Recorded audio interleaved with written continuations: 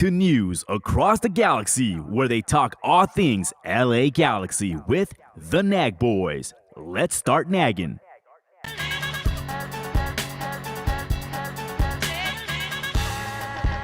What a ball for Ricky Peach.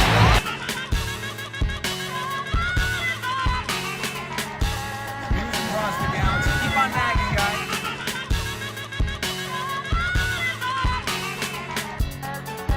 Your six-time MLS Cup champion, LA Galaxy. Eight.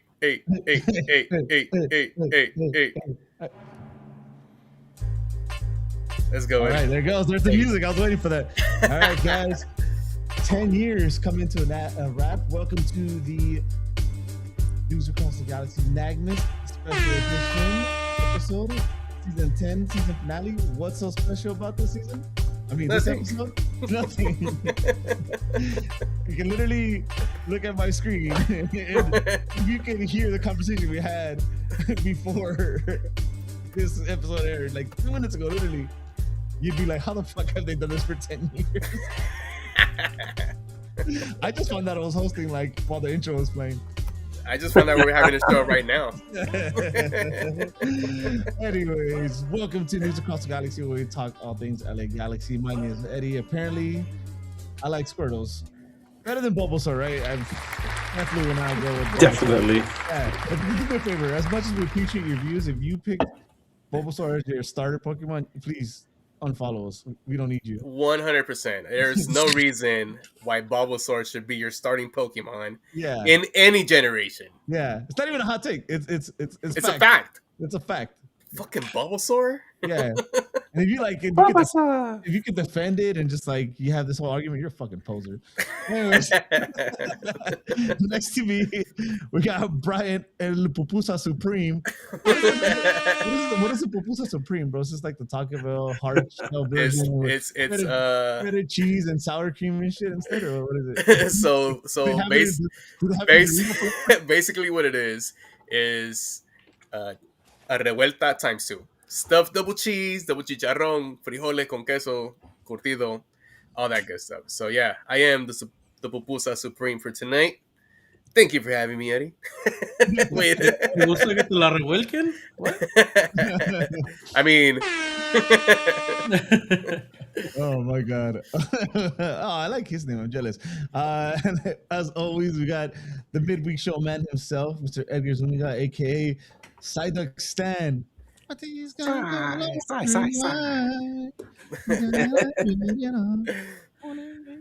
Hey, man. You see the Pupusa Supreme? That's why I always call him the only man licensed to carry a loaded Pupusa. Everyone goes. Let's be on, guys. Me while it's not so bad. By the way, when I first started doing NAG, my whole beard was black. Look at me now. That's what one season does to you. That's what you think. You're like Morgan Freeman, dude. Like you I've been old forever. Yeah, you just came out with a suit, bro. Out of the movie. like Baby Boss. Yeah. And look at who's here. Very special. Hell yeah. Pretty easy, pretty simple. And Chuyazo. What up, Chewy? Hell yeah, man. It's freaking late over here. But you know what? I'll stay up late tonight for this. For sure. Yes, Hell yeah. Someone's horny. No. Oh, shit. Wow. it's a kid show, man. That's right. Family show, not kid show. No, definitely not. After dark. So, to take a page out of wrestling, what do you guys want to nag about? Gunther. One of the greatest right now, dude. Well, let's actually talk about some wrestling. I heard somebody tapped out like a little bitch, even though he never gave up. Whatever, you know what I mean? Nah, for real. One thing I do want to say about Cena is that throughout his whole career, I was a big hater, and not because I didn't think he was good in the ring or what he did in the mic. It was just something that I never bought into. But as the years progressed, I learned to respect his hustle, his loyalty, and his respect. and it's Pop. and Oh, he's probably one of the most hated characters for me in the ring, but what he is as a person outside that thing is chulada. He is one of the good guys. Plus, you met me and I shoved Cena down your throat. Hey, it's a Christmas special, all right? Christmas special. No, yeah, I mean, of course, everything that Brian said, and somebody like as corny as it is was made it all poetic. You know how he smiles and everything, and before he taps out, he's like, it's not about him tapping out or him about quitting. It's about him letting go. Yeah. I think that was very poetic. Nah, that shit was corny as fuck. That dude. That's so nah, I loved it. I love that extra corn, the cob. It was great. Nah. Anyways, Anyway, I want to say something. Yes, sir. As somebody who interviewed Cena twice, so I got to speak to him twice. I interviewed him twice for Dove Magazine way back in the day. You could look them up. You could look up those interviews. They're online somewhere, or you can find them on some like bin in somebody's like library somewhere. Anyway, yeah, I didn't like this whole Super Cena character. I despised him, especially after the whole thing with the what's it called, the NXT guys. I'm sorry, Stupid Chewy. the guy who's the commentator now. I forgot the was it. You know what I'm talking about, Eddie? I forgot the name. Sorry, my brain is fried right now. This is all Chewy's fault right now. That's why I'm laughing. Yeah, I'm laughing too, man. What do you have to say, Chewy? There you go, man. And that's the Anyway. that's the new universal symbol for everyone when I'm done. Yeah. No, what I'm trying to say is Korean barbecue in the last. ya no más. Ya no se puede. What you were saying, Edgar? No, John Cena. Like I said, I didn't like the character. I thought it was just too much, man. And you could tell, at the time it was a PG era, and WWE was really trying to market him towards the kids and all that stuff. And he was doing all the stuff with Make a Wish. But when I first interviewed him was when he was just getting through the whole thugonomics, and he was starting to transition into being Super Cena. And so when I interviewed him, I got to know him a little bit better, the character, the person behind the scenes, and he came through as so genuine. And yes, he's very polished as far as being like a good guy, a good company man. You could tell right away. They had talked to him, but he came through as being so genuine. And at that time, he told me that he wanted to go heel, right? He goes, but they won't let me. They won't let me. He goes, I used to be kind of like a heel, but they won't let me. And then, like when I interviewed him the second time, he said that he had actually gone up to the executives and said, I want to go heel, and they're like, there's no way we're gonna let that happen. He goes, we got a lot, we got this thing going, and so no matter how much you want it, it's not gonna happen. So I thought that was interesting. But he did mention how important it was for him to maintain his character because it meant so much to so many people, and he understood that. So a lot of respect to him. I know a lot of people, if he was a very polarizing figure, especially because kids loved him and adults, would boo him. But as you see him retire, you can see what impact he had on the industry, and a ton of respect for him. But even more respect to my boy, the man who made him tap out like a bitch. Hell yeah. Big Gunther, baby. Let's go. All right. We lost enough viewers. All right. Yeah. Enough wrestling talk. Just to close that out, what Edgar was saying, it's true. If you looked at social media, and even if you weren't a fan, everybody around the sports world and everything was fucking putting, congrats or whatever, or like the end of a fucking era, all this shit. He crossed barriers, which doesn't really happen because, it's a niche. Well, not really niche. I don't know. I don't think anything's really niche anymore in this world. But wrestling is it's not for everybody. I'll put it that way. So he's one of those that able to cross into pop culture and all that. Anyways, Chris Jericho's better, but whatever. Whatever. Fool. Chris Jericho's the greatest ever. Anyways. All right. We literally killed like so much time on that. 10 minutes. 10. Jeez, Eddie. God damn. Who would have thought wrestling would have taken up 10 minutes? All right. Anyways, it can go a lot longer if I don't stop it. I mean, are we gonna You're start right. talking about El Grande Americano? anyways, back. Bien, pendejo. Hey, I was very Yes, well hello, synchronized yo. there, Brian.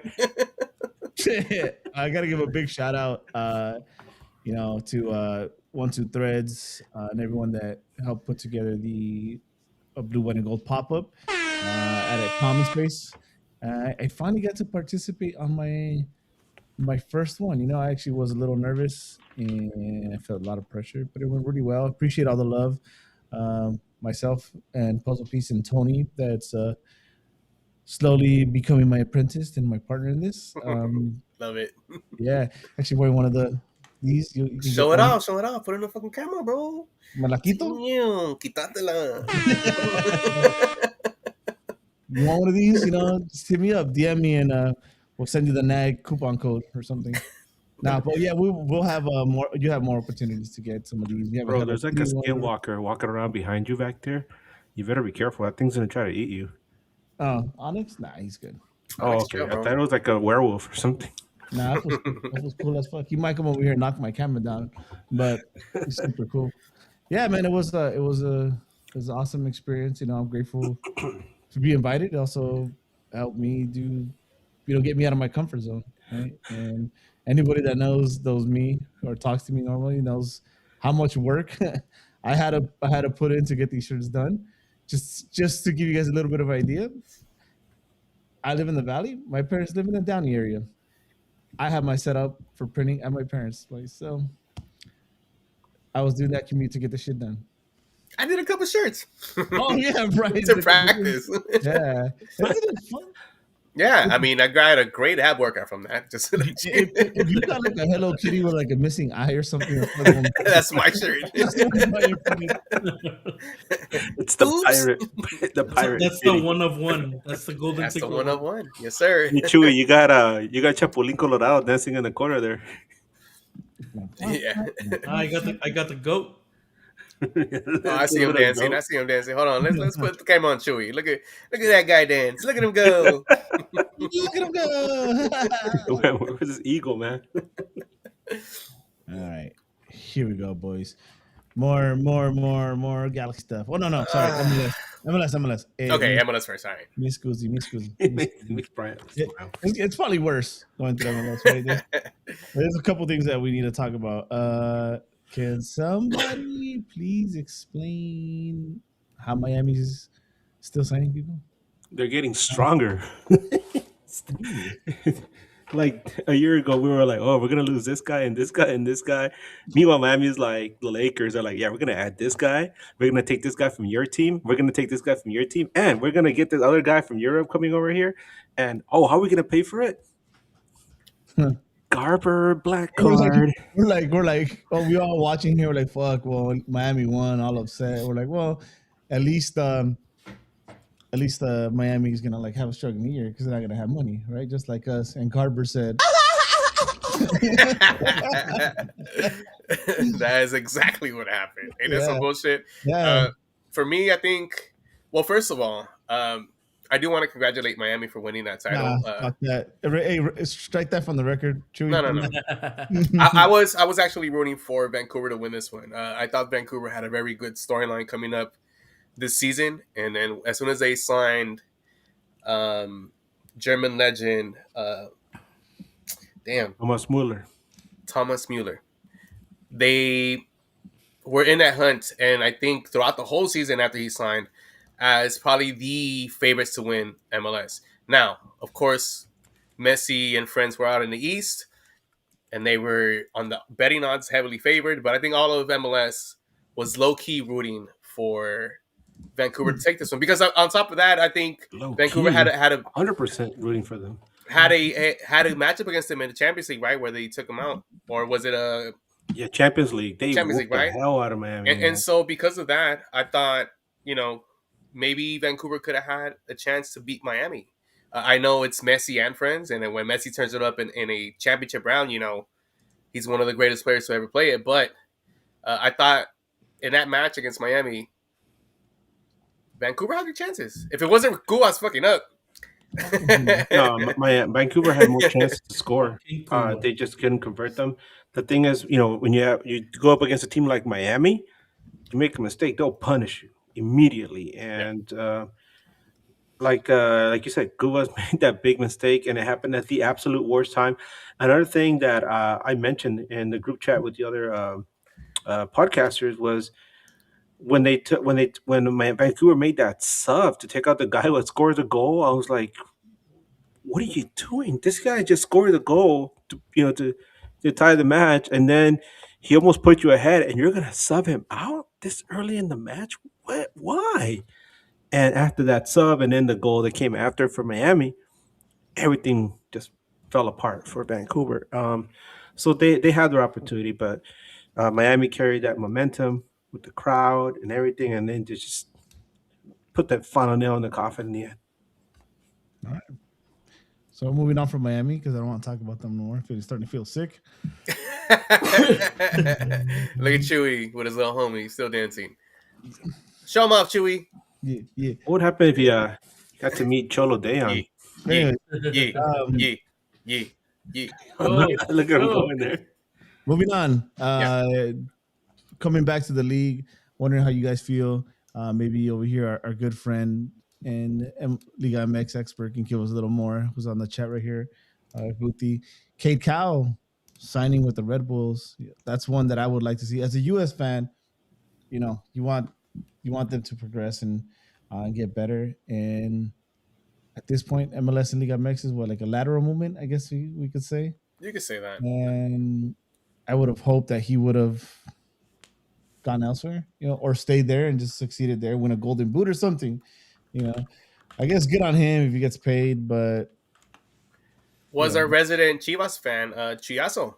What do you think about that? I know you follow Chivas closely. I know you're also a Galaxy fan, so let us know. Look at the chat.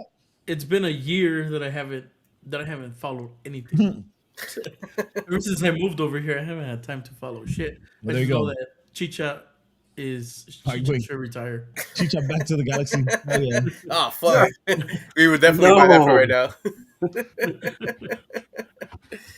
As for me, the only reason I started watching the Chivas was because of the whole Cade Cowell thing. It made me laugh, the fact that the whole Chivas thing was Mexican-born, Mexican player. It just so happened that this half American, half Mexican player ended up being in the Chivas. And it made it so much funnier for me. And on top of that, he was producing with them. It wasn't like he was a slouch there. It just maybe favoritism could have been that. And now it's funny because Chivas just, they got rid of one American-born Mexican-American player, and they got Brian Gutierrez, who is born in the U.S. but is Mexican-American. Now, I think Brian Gutierrez is a better player than Cade Cowell. Overall, you see the impact he had with Chicago Fire. So, good on Chivas for making that move. I mean, I'm an Americanista. I don't give a damn about Chivas, but that's a good move. But it would have been interesting if they still had Cade Cowell and then Brian Gutierrez. You have two guys where they were born in the U.S. playing for Guadalajara. That would have been interesting. But so, whatever. How do you feel about Cowell coming though? Oh no, I think that's a good move for Red Bull, and we didn't even mention that their new manager is Michael Bradley. Oh, sir. You want to switch chairs? All right. We haven't got there because I haven't taken us there. Damn. Yeah. Are you ever on the flight and be like, sir, we haven't arrived at our destination, and you start flying the plane? I didn't think so. This was a side duck with six Squirtle down, like Jake Paul got sat down there at night. Damn, hell yeah. Whatever. I'll squat up, homie. That's what's gonna happen to you. I don't hate Michael Bradley. I hate Bob Bradley. Right. So we'll see. I don't hate Michael yet. If Michael becomes, he's got a long way for me to build any animosity toward him. He either has to do something to the Galaxy, or he has to become the U.S. coach and shit the bed. So, as an American player and what you've seen from his game, do you think this was a good transition for him to be a coach, especially to start off in MLS? You never know. That's the thing. You never know. I mean, his dad was a coach, so you probably take some of the stuff that his dad I hope had not. and then make it better. I hope not. I mean, that's a transition, right? Yeah, Where you always let's hope he took his hairstyle, and that's all he took. There's a lot of question marks in MLS as far as new managers. St. Louis has a new manager who's a former manager of Galaxy 2. And then Montreal has a new manager.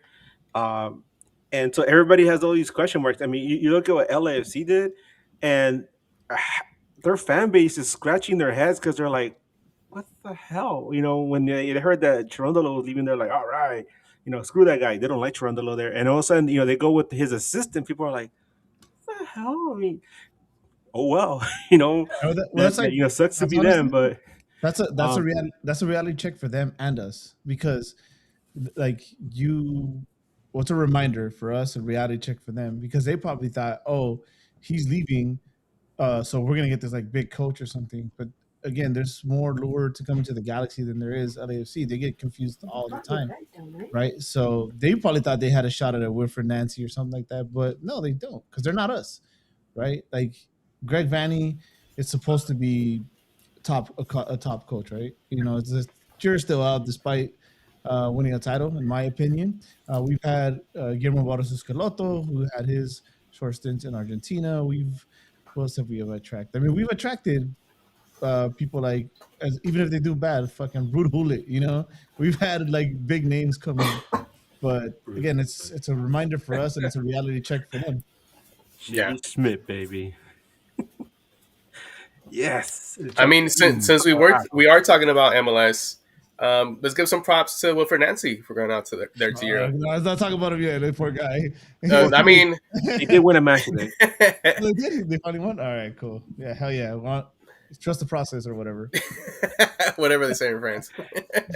No, just to real set some light on that. If you're not familiar with Glasgow Celtic, you know, and the old firm, which, from my understanding, a lot of Glasgow fans don't consider it the old firm anymore. That's the rivalry with Glasgow Rangers, because Rangers went down, and I think in 2007, 2008, I forget when it was, but Rangers got demoted down into the lower division, and they went through bankruptcy, and they had to come back up.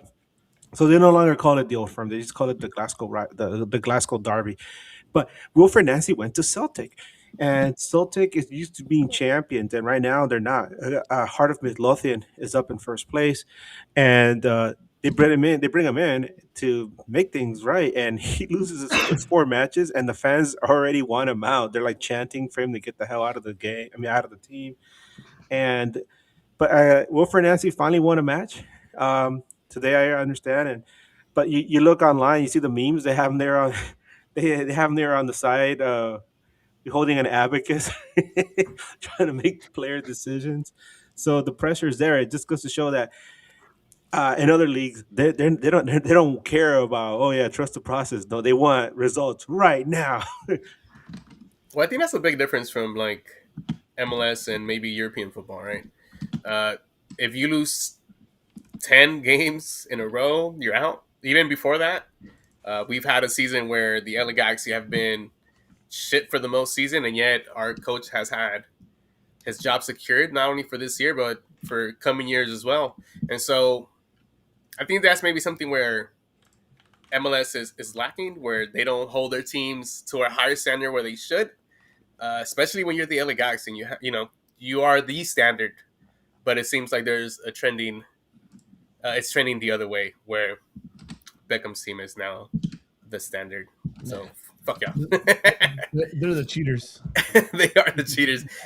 Are you saying they're the new Real Madrid of? No, this is what I keep hearing. This is the argument I keep hearing from the Inter Miami fans. You guys should spend more, and I'm like, we'd like to. We'd love to spend more, and I made the point. I said, LA Galaxy is owned by AEG, which kept the league alive during its darkest days, right?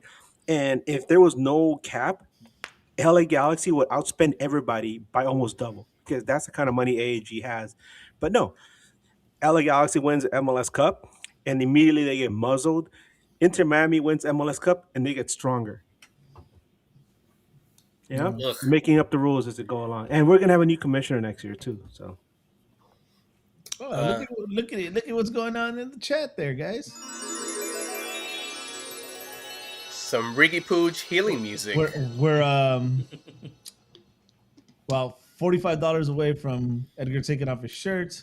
155 for Bryant. Chewy about $200 away, and me, you couldn't afford it, guys. So sorry. Israel asks, is it disappointing to see Wilfred Nancy struggles in Europe? Is that a poor reflection on the MLS? I mean, I said this earlier, but it could be a bit of a reality check, right? We at least the last few years, I've kind of been in a bubble. Like, as much as I'm a Chelsea fan and a Madrid fan, I can't say I've been paying the closest attention. So I was excited, and we've said this before on here. Us, when people from MLS go to Europe, they're like our kids, right? We're like all proud and shit to see them do great. But I think there's a little bit of reality check there. Like, oh, great, this is maybe we're not there yet, right? This is kind of a Celtic is kind of one of those teams where you're like guaranteed to win, and it looks like the opposite started happening as soon as he got there. So, well, let me ask you guys this: is the Irish, is it the Premier League or whatever they call it? Scottish Premier League. Scottish Premier League. Is it better than MLS? No, it's not. It's very top heavy. It's either Celtic or Rangers every year. Sometimes you have Motherwell. Sometimes you have a Heart of Midlothian like this year, but it's usually Celtic or Rangers that are on top, and then the rest of the teams are just happy to be there, which is kind of interesting. Now going back to the previous question, it is disappointing to see Wilfred Nancy struggling there, but it's kind of unfair, and I hate to throw that word out there because people misconstrue it, but it's kind of unfair to levy so much criticism on Wilfred Nancy because Celtic is not doing well. They're a mess, and so he comes in there right after ending the season with Columbus, literally weeks, and they expect him to turn everything around right away. And that's not always the case. I mean, usually when you bring in a new manager, you have that new manager bump. Well, it didn't work. But the thing is that this Celtic team is still only 6 points behind Hearts, so there's an opportunity to still make up some room. I just think those fans are so used to winning that when they get bopped on the nose, they don't like it. So it's just I think he's going to be okay.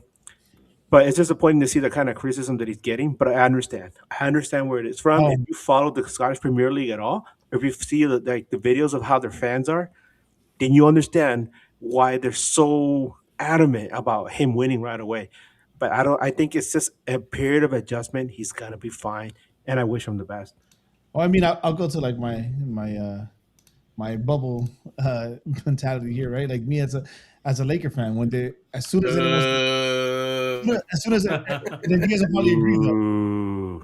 You can compare it to that. As soon as somebody starts doing bad, the media starts eating them alive because there's like this like pressure of like here being either the Lakers, the Celtics, or if you're a football fan, there's big teams that if you take that job, any little you fart in public, they're gonna talk about it on the news. So it comes with the territory. So don't be too shocked, Edgar. The world is a little cruel out there. Sometimes. Yeah, the league felt bad for the Lakers. That's why they gave them Luka as a gift, right? Yeah. No, definitely. I mean, you guys only had Paul George, James Harden. Hey, the Clippers everything away. Don't ever mention those names. I miss SGA. We had Shai Gilgeous-Alexander, dude, and we traded that for him. Get the fuck out of here. You guys can't. Anyway, we're digressing. You can't take a player from a small market. Oh, here, let's send Chris Paul to the Clippers. How did that work out? Yeah. Hey, what happened with Kawhi? Still want a fucking title before your stupid ass. Mad before Christmas. I bet you also what you gotta say about Kawhi? I was just trying to figure out what happened with Kawhi. Well, you tell us. You're the resident Spurs fan. He's not a Spurs. Puro Wemby, compa. Puro Wemby. Real fucking alien. Anyways, moving on, guys. Moving on. Yeah. All right, shit. I don't have this up here, but maybe I'm gonna go to. I'm going to default to Edgar on this one because I kind of lost it here. So another announcement, major announcement, right? Major League Soccer announcement.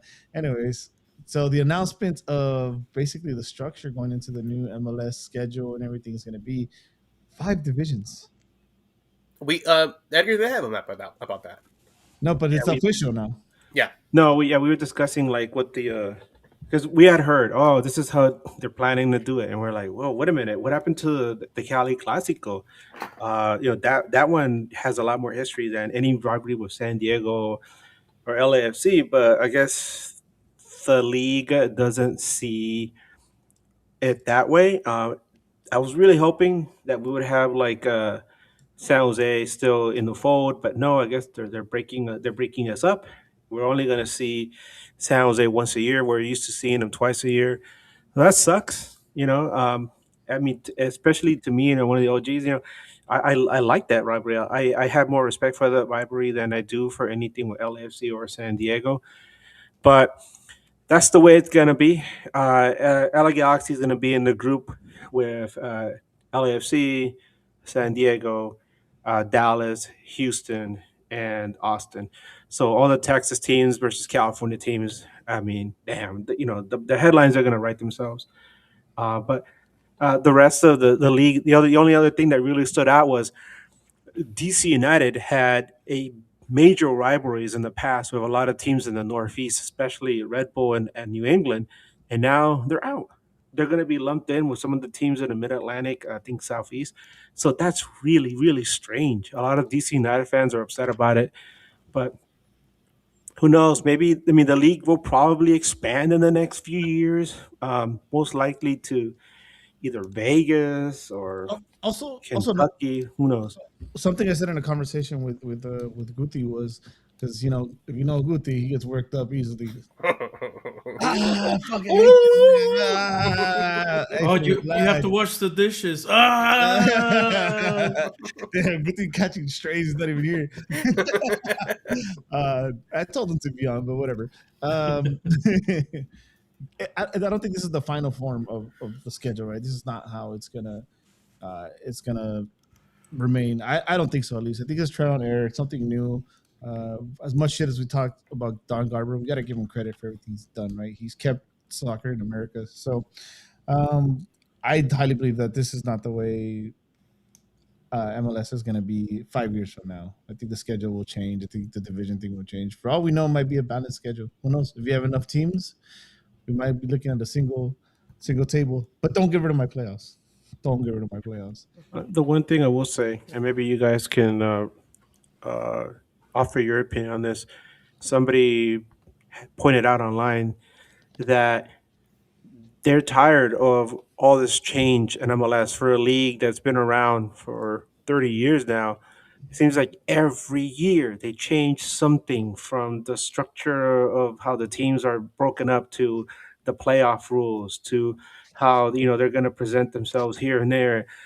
And if you're a casual fan and you're trying to follow the league and you're trying to keep up with what's going on, it can be very, very confusing. And then you look at the other major leagues. Major League Baseball is pretty much, was the same for many, many years until they also gave in and started doing divisions. But the NBA is pretty standard. NHL, pretty standard. NFL, the same, pretty standard. But Major League Soccer, it's like they change outfits. Like it's almost like it's like people changing her outfits constantly. Over the course of like a weekend. I saw MLSs right now. They're changing everything constantly, and so unless you really keep up with the league, you don't know what's going on. And even when you do, you're like us. We're like, oh, how many divisions are there? How are the playoffs going to be? You know, it's very upsetting after a while. MLB's been changing too. They've done the pitch rule. NFL is changing too. They've done now the punting. I'm sorry, the punting, the kickoff rules. I mean, yeah, it's a couple of years, but And then they're also changing. Everybody's changing. the NBA playoff format changed a few years ago. Yeah. Added that in. So, well, these people that are complaining, I assume they're probably like LAFC and Miami fans. They're just like, they pretend to, they just want to pretend they belong. But no, the truth of the matter is, you also have to consider take the fact that it keeps changing out of it, and that other to say other leagues don't do it around the world or whatever. We're also in a unique part of the world where it's like probably like the fifth most popular sport as far as attendance and viewership goes in the country. So there's all those challenges that come with it. They have to. They're still figuring it out. That's another reason why I say that I don't think we've seen the final form, because for all we know, the reason could be the ratings. Like, oh, it's competing with too many things. All of a sudden, it's like, oh, we can't keep it. We can't keep the schedule or whatever. So that's the unique thing you got to think about too. So next time you talk to one of these LAFC or Miami fans out here, you got to remind them this isn't Europe. We're not. We're probably top two, because I assume there's some countries that have cricket right on top, but we're like, I don't know. You're muted. I know you're side duck, but I can't.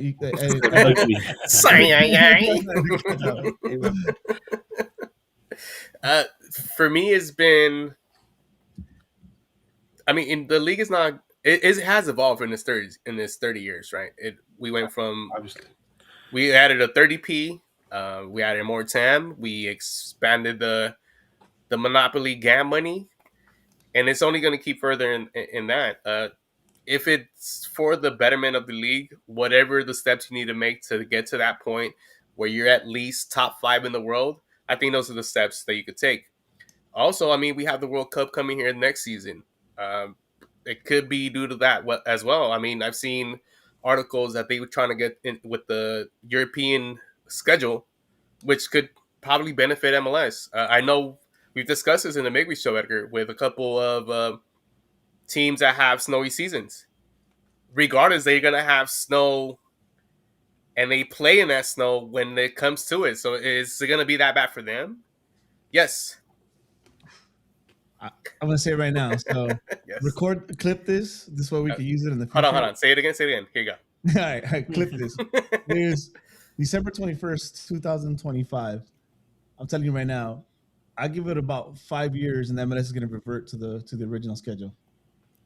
It's going to be a disaster with the weather and competing with the rest. I like the schedule the way it is now. Oh, that's cool. Yeah. Anybody back that up? Or you think do you think the schedule's going to survive? Look, I'll back it up if they bring back the running shootouts. Penalties, yeah, the shootouts. Bring back the shootouts for Chewy. Those were fun. They're fun, man. Let me know. I wonder what the chat thinks. Anybody thinks this schedule won't survive? I know one person that's happy. Spenny. Woo! It's Wii U. Wii U. Yeah. Shout out to Spenny, one of the OG Nag boys. But he's working ass fun. Aside from that, is there any positives with this rule change that you guys think could kind of benefit MLS in general? The schedule? Yeah. The obvious is the transfer market. Yeah. It's easier. That's easier. It's smoother. We get to compete in the transfer market. I hope it survives. I do, but I don't think so. Too many factors. Weather number one. I mean, I think the biggest thing to get over is that while some of the other major pro leagues like the Premier League, La Liga, Serie A, they're still going to be competing during the winter.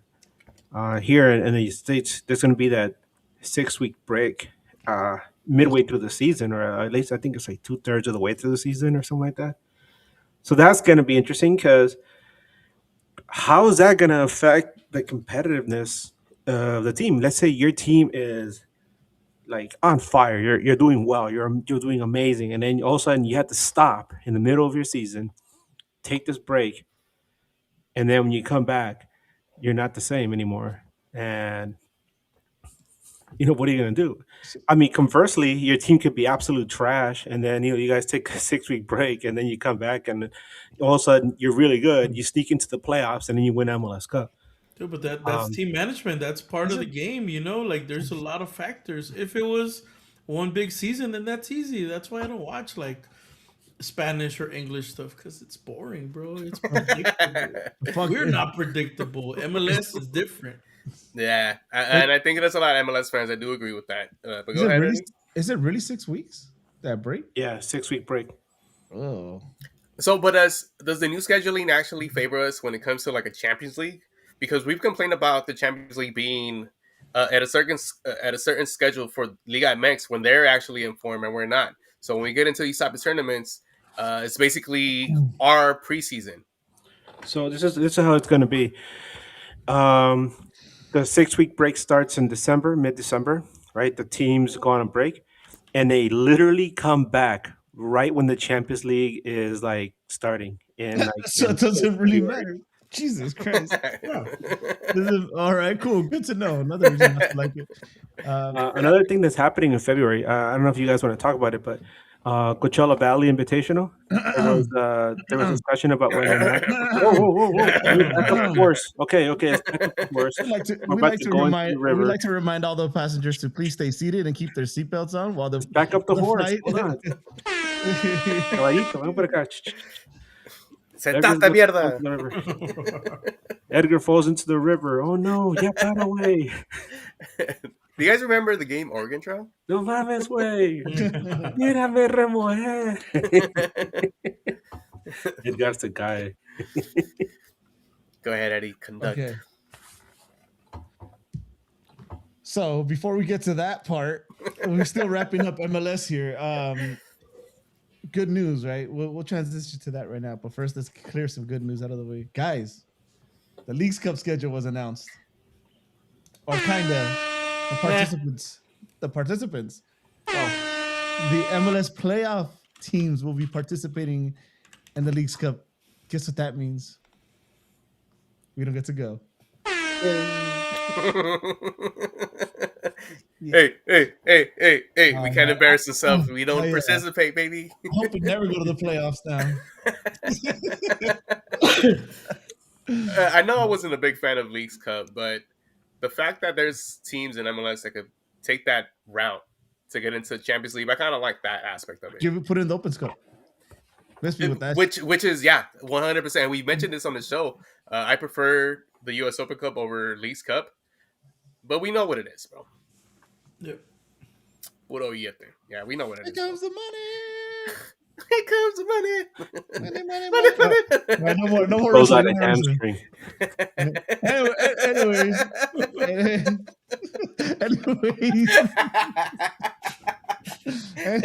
Here comes the money.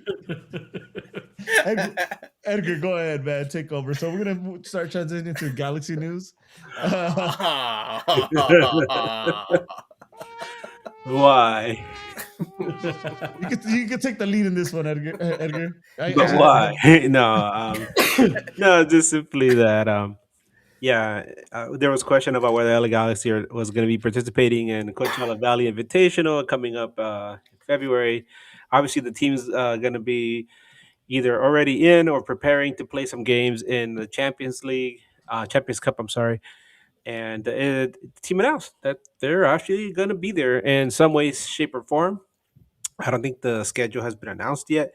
But yeah, if you're a Galaxy fan, you can go ahead and get your tickets to go see Coachella Valley Invitational, probably for the last time ever, because unless the league really doesn't care about people, they're not going to schedule the CVI in the middle of summer. Imagine going down there in the middle of summer in preparation for the start of the league.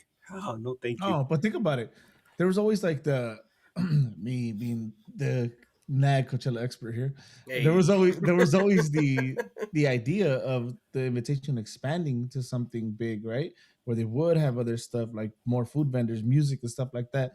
Dude, you get to do a party in the summer.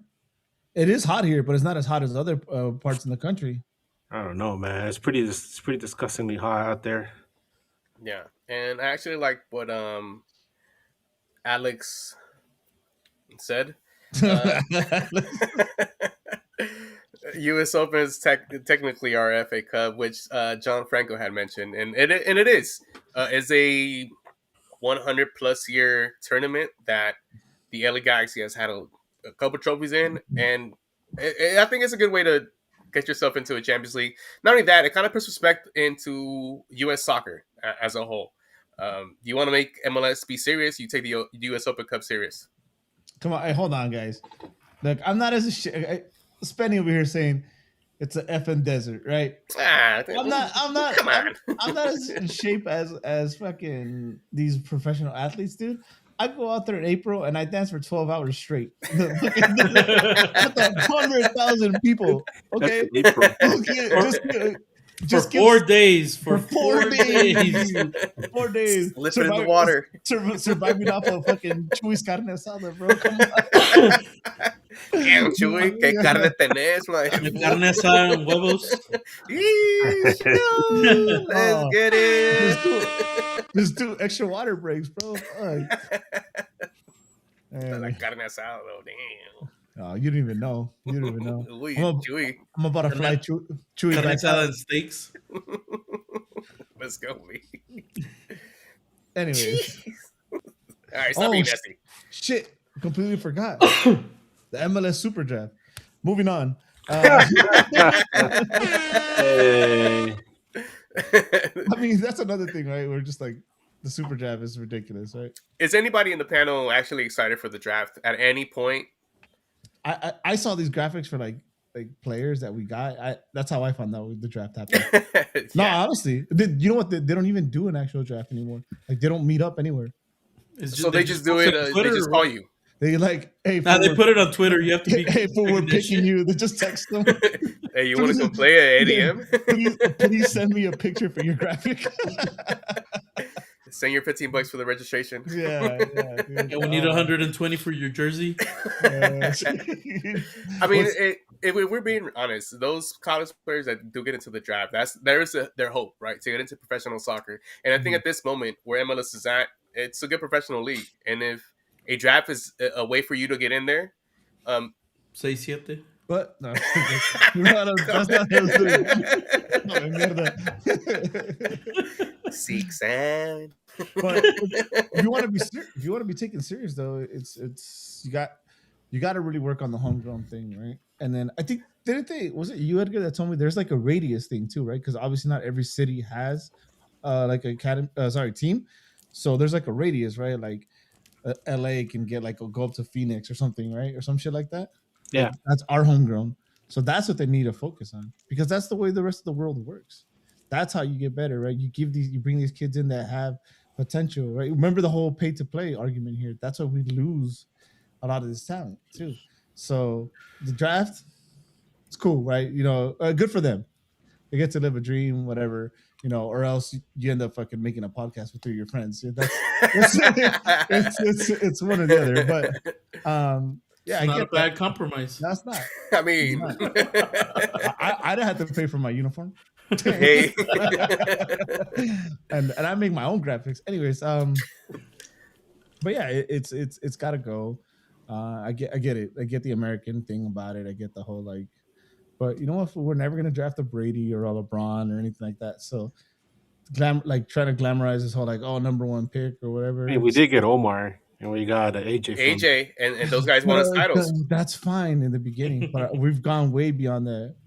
Now our resources, you know, we have 30 teams now, and with academies, teams with academies. Exactly. So, but that doesn't mean that this draft couldn't produce you maybe some depth players. I understand why they do the draft. It's an American thing, and because the United States is very cocky about what they have in their environment, you would think that they'd draft better, but it just hasn't gotten as nationwide as maybe American football and the NBA, where you could go to all these corners of the country and get yourself a LeBron and get yourself all these type of players that will make an impact as soon as you draft them.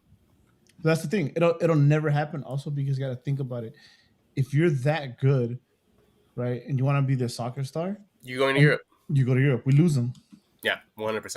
We lose them. So that's another reason. So there, the draft. We're done. Get that shit out of here.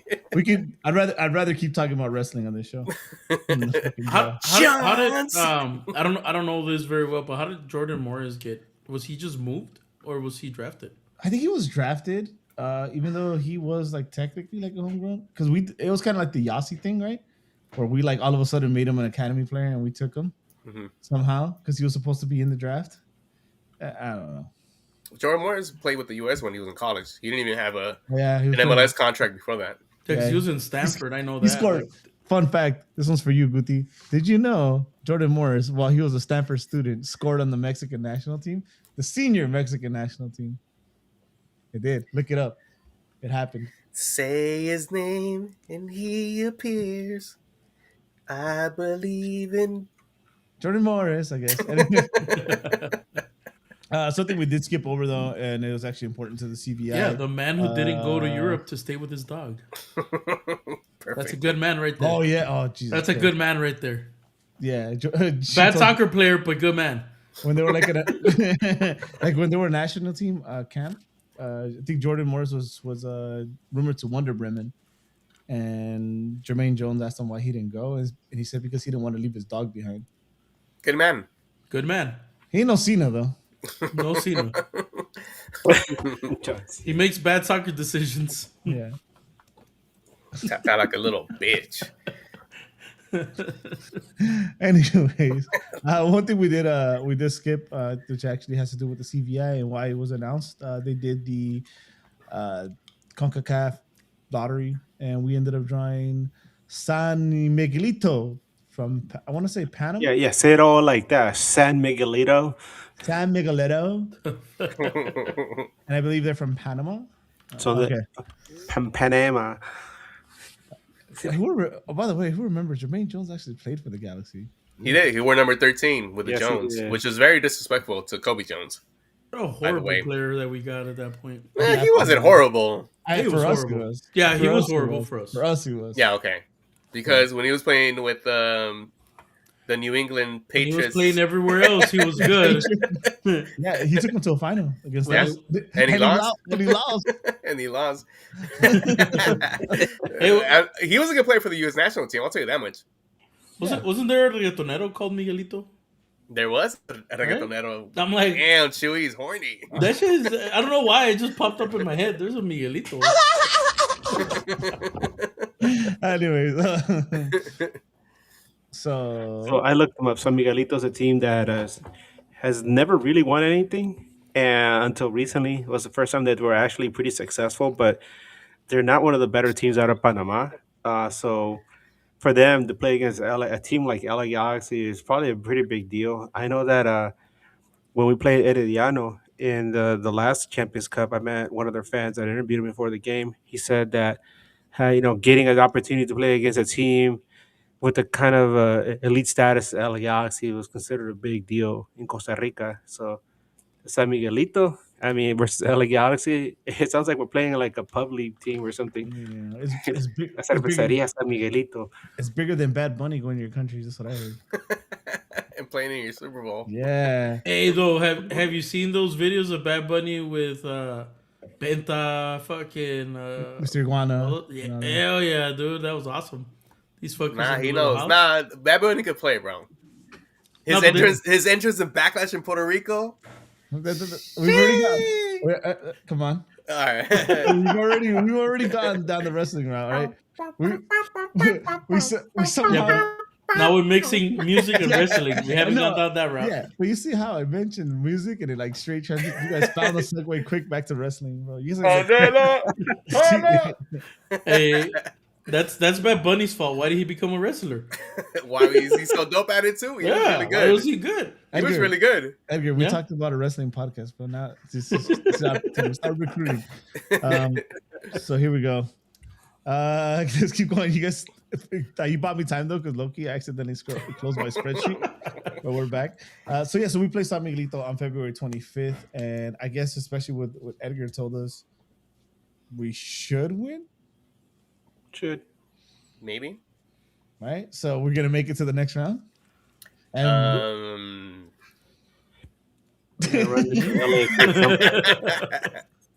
know what's so funny about everybody just pausing right now? We are so down on the LA Galaxy, what they had with the 2025 season, that we don't even guarantee a win against a team from Panama who are barely on the ups. No, I remember like in the middle of how bad they were last season, I said, I guarantee that Galaxy is not only going to beat Herediano, they're going to smash them. And then they did. And I was like, oh, wow, that was better than I expected. You know what? Around that time, when you start sending a shitload of ships to the Panama Canal, so the best players have to stay and work. They can't even cross a thing? They have to stay and work, fool. Fuck. They're going to get that overtime. Nah, fucking stay.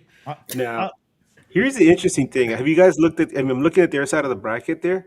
So Galaxy goes up against San Miguelito, right? And They advance if they win, but they should. They play against a team from Jamaica who won the Shell Cup, which is the Caribbean Cup, um, and that's a team from Jamaica called Mount Pleasant. Now, on the other side of that bracket, in the same region, San Diego FC goes off against UNAM right off the bat, and That's then the winner Pumas? of that goes up yeah. against Toluca. Oh my god!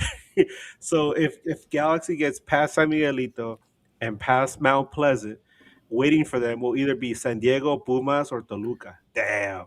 Well, GG's if we do get to that point. That- Bring it. I don't know. I don't know. Yeah. I don't know. We'll have Ricky back, so And some new players, perhaps. not by then. You just want to go to Panama? we have a new player. Let's go to Panama. Oh, wait, we'll get there. Well, oh yeah. By the way, another little more housekeeping. If you have like $4,000 lying around and you want to go play golf, LA Galaxy Golf Foundation tournament, Again. or if you want to sponsor one of the Nag boys, Rich Galaxy fans, baby. we'll send Brian, Fuck. Fuck. or maybe we can play together. I don't know. I'll tee off and you can do the rest. True. That's it. I'm good at the short game. I think we'll do okay. Maybe. I don't know. Until you see a guy like fucking pull up. Well, somebody told me that some of the players play. They'll put you against Savaleta. Yeah, like these, He could Spinach golf. casserole. we're gonna come with their expensive ass clubs, bro, and I'm gonna get the ones I got off the fucking swap meet and shit. I have the Fucking- plastic ones, the little toy ones. my Kirkland fucking golf club and shit. It's the way you swing. It's not the club. It's the way you swing. Whatever. Man. It's no time for innuendos right now, bro. Oh, we're not talking about golf. Where we at here? Oh yes, so more Galaxy rumor time before we get to the official stuff. Oh my So God. there's what? Oh my God, relax. So we have some players that are coming in, but there's rumors of interest in Mauricio Cuevas from Liga MX teams, and apparently this is very real. Yeah. This is very real, and if we know anything about transfers and Mauricio Cuevas is homegrown, I think that's the best route is to sell him outside of the league. So as much you'd want him to leave the LA Galaxy at this point? if he's leaving the Galaxy, let's say Okay. it's real, right? So Yeah. at this point, let's say he's going, you'd rather have him leave the league Yeah. than stay. And what does Eddie love to say? Sell. Well, it's actually the price is right, but No high. yeah, No, so so high. high. Because you know what? I'm not sure on Cuevas. I know like a lot of people love Cuevas. I'm not down on him, but I'm also not like, oh, he's definitely got a higher ceiling. I've actually mentioned this this past season on the show that if you are going to keep Yamane and Cuevas, you'd give the starting job to Cuevas this upcoming season, from my point of view. Especially if you're going to have your older center backs who are looking to return back with Zanka and Yoshida. You're going to have some speed on the wings to kind of help out that defense. Not only does he help out on defense, he also gives a lot to the attack. We've seen it in the Leagues Cup where he was very clinical on those crosses, and we've also seen it in league play.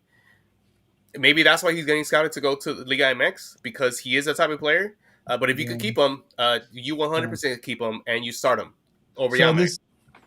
In this case, I think if the price is right, and you gotta sell high because he's 22. Yeah. So there's still room for definitely for improvement. So yeah, we need to get, what did we get for Efra? Whatever we got for Efra, we need like 10 times that. I mean, you would think he's in between the Efra contract that you got in Mexico and then the Araujo one that he got in Europe. Somewhere in between that could be something marketable for Mauricio Cuevas. Yeah, because he's starting caliber in the league, right? Yeah, I think 100%. If you move him within the league, even with us, he could start. So it's gotta be a pretty penny. Hey, and then he's bilingual. You got to throw that in there, bro. Yeah. True that. Talk shit in two languages, baby. He's gonna go to Chivas watch. Oh my God, I love it. Get coming, Guti. I think it happens though. I think it does happen. And And if the Galaxy are like really like talking about signing all these people, right? They need more money from somewhere. And but the thing is, Yamane is probably like at the tail end, right? He's like probably has one solid season more to go. To me, at best, he's an off the bench player right now with the if Cuevas stays. Oof. If No, Cuevas stays, hey, this is Cuevas is gone discussion. then you start Yamane because you have no other choice. And I don't think the other guys is going to go out and grab somebody, a younger Yamane when we had him, or somebody in Cuevas' caliber. Not in the start of the season.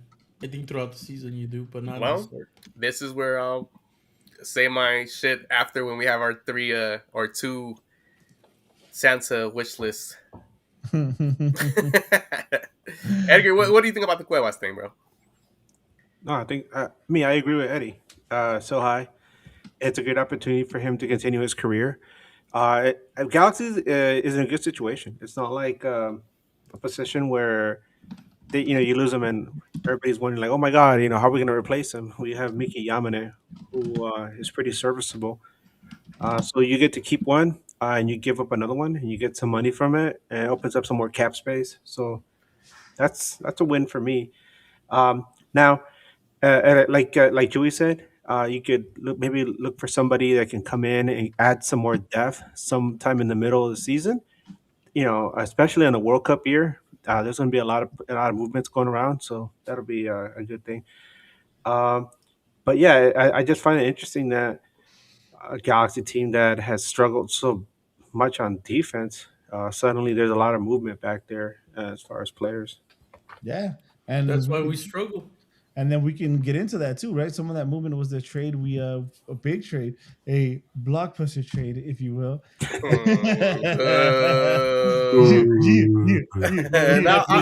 give it to you. Netflix is better. I'll give it to you. I could have given it to myself if I wanted to. I think you could. Cochino, holiday special. Shut the fuck up. Anyway, so LA Galaxy acquire former Defender of the Year, Jacob, spelled Jakob. Interesting. That's how you know he's European. It's the K. I'm gonna botch his last name. I always do. Say it, Edgar. Glasnov. Is he German or Russian? He's from Norway. How do you say his last name? How do you say his last name? Say it again. Jacob Glasnost. All right, I was gonna say. I'll take it for your word.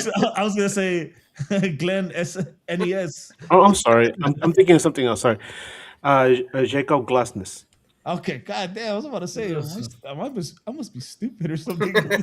I mean, yes, but sorry, I'm over here doing some research on something else in the meantime, regarding Galaxy, and I got sidetracked a little bit. You're right. Doing wrestling research over there. Yeah, right.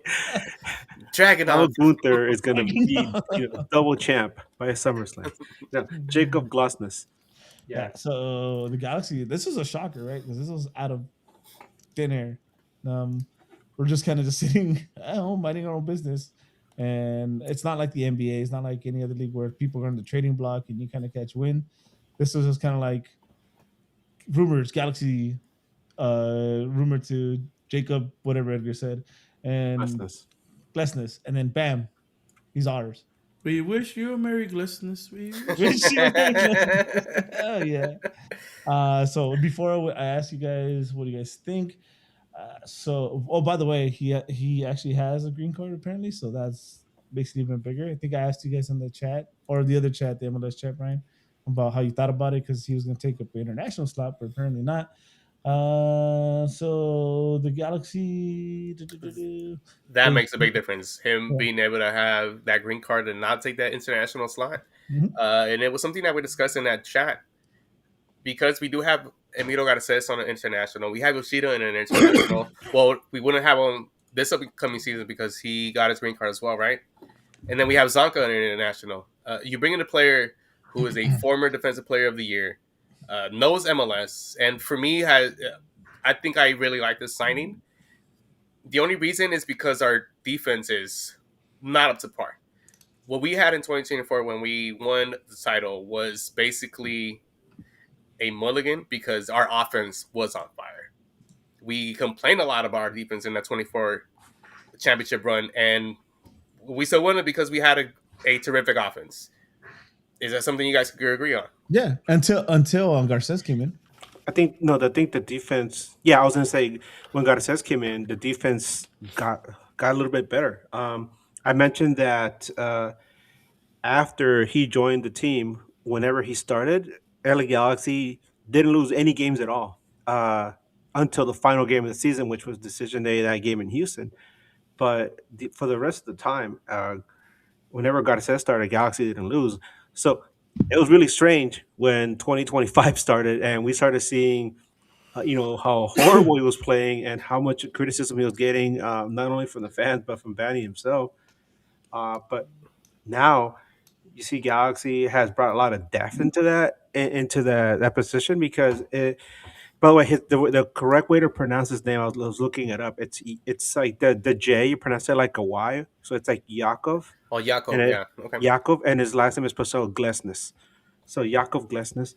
Um, Now, uh, you have Carlos Garces, who I think he was playing better towards the end of the season, right? You have, of course, Sanka, and you have Maya Yoshida at center back as well. But the one that I was really excited about was Chris Rendo. Mm-hmm. Remember how great he played towards the end of the season?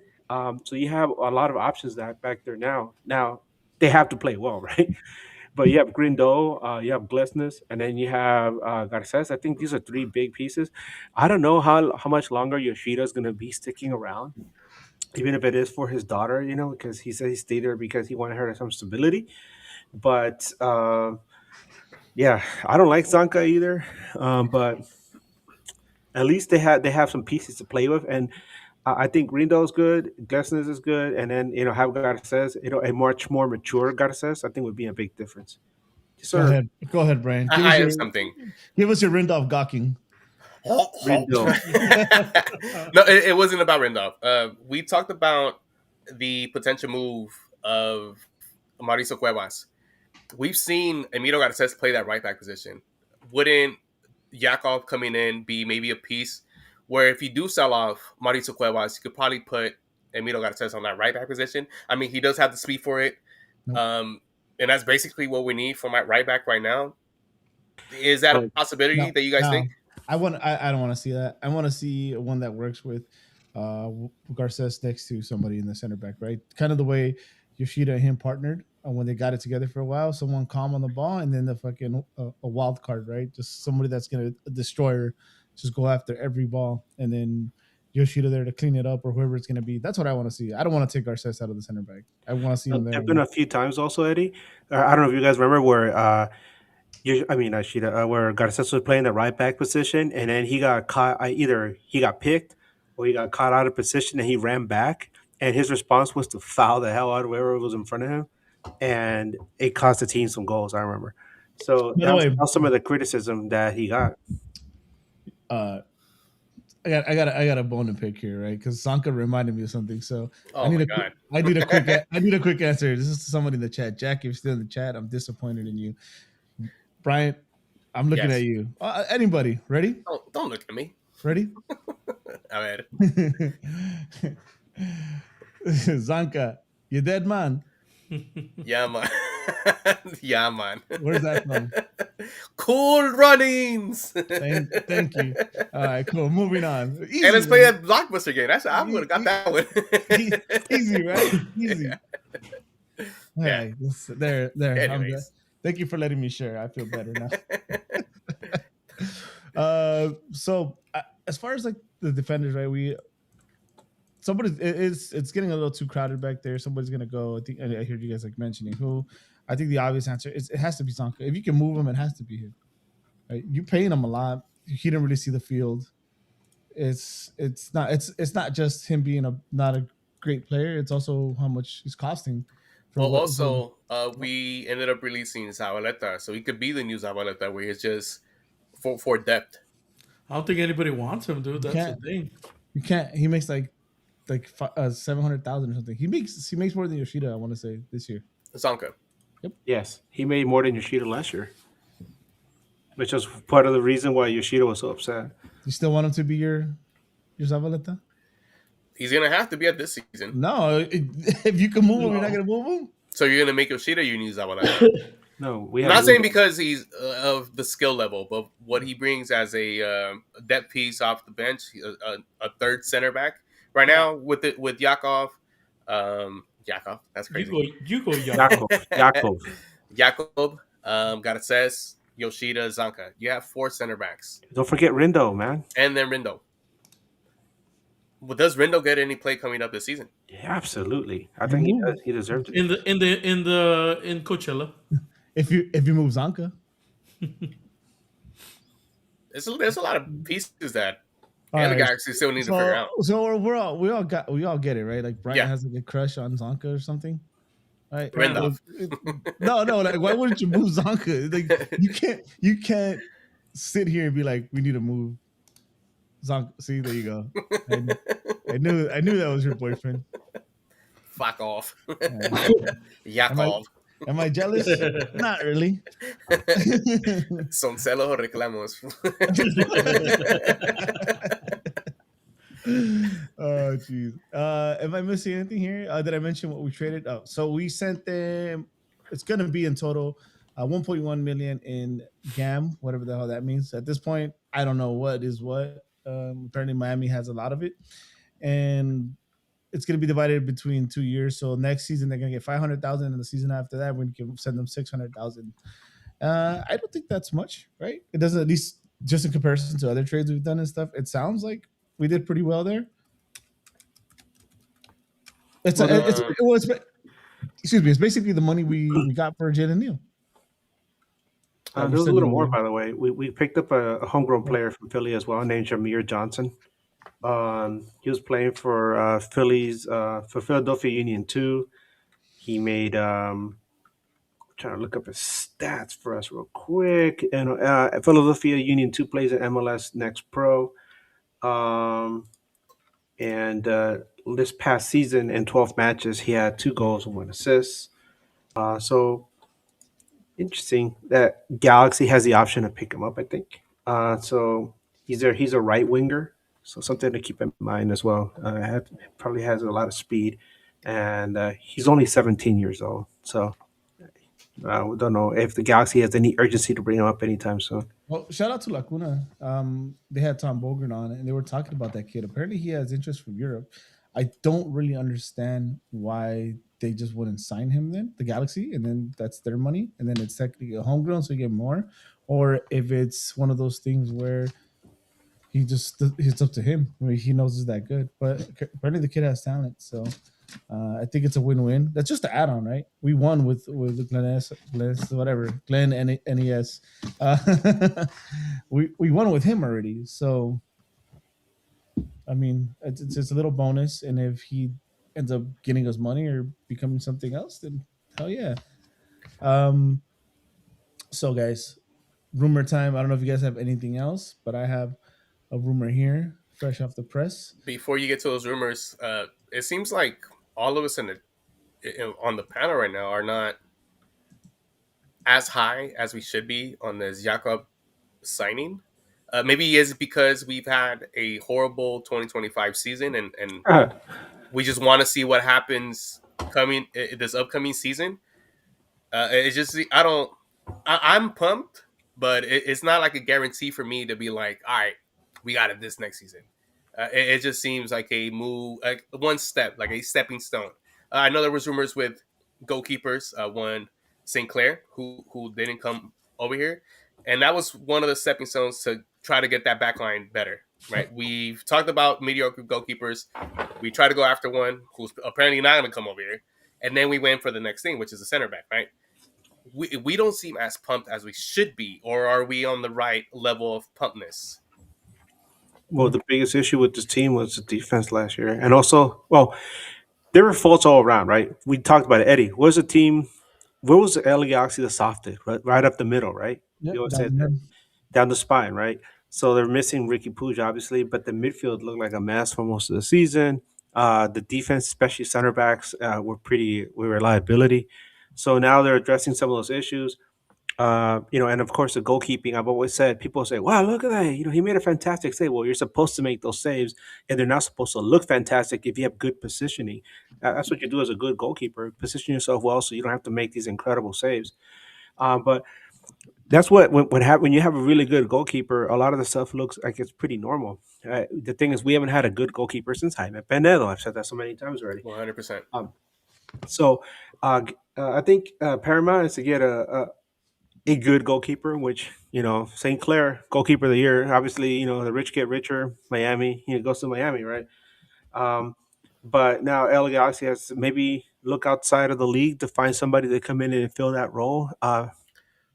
Because I don't think that the guys we have now are the solution. Well, how about, let me throw a name at you. Well, I heard it on, again, shout out to Kuna. I heard it from Tom Bogert himself. He said Ethan Horvath apparently is in the Galaxy's radar. That'd be amazing. Domestic player, I'll definitely take him. Yeah. Is he better than Mikovic? Yep. Yep. He's already got the experience. Whatever is happening with his career over there, he's been there though, at least. Mm-hmm. So,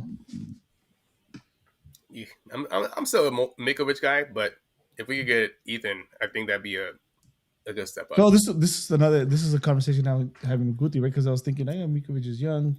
I think he still has a high ceiling, but the thing is, like, how good is he in the locker room? Right? He's already shown issues, and he's a little vocal. And does he even want to be here? Doesn't everybody always say the criticism is that he's always quiet?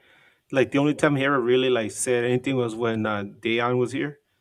But apparently he's very, very quiet, kind of keeps to himself. And if you're a goalkeeper, goalkeepers are a strange breed, right? But you also have to be able to communicate with your teammates, especially the defense. And if you're going to be quiet, that's not a good thing. Yeah, true. You got to be the loudest back there. Yeah, and I would have attributed that to maybe the language barrier, but Jovic was here with the same language barrier, and this man fucking loved his team in 2024. Not only was he thriving on the pitch, and on top of that, he had that direct different. Yeah, that's what I'm saying. But if, to Edgar's point, if you're the goalkeeper, you have to be the more vocal one back there because you see the pitch completely from top to bottom. Yep. And we also got some Ricky Pooch Hilly music. That one's for me.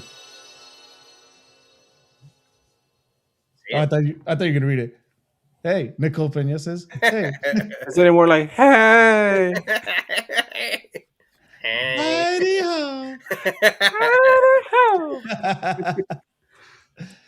Oh man, you know what? That one's for me. That goes to my knee healing money because I need a knee healing money.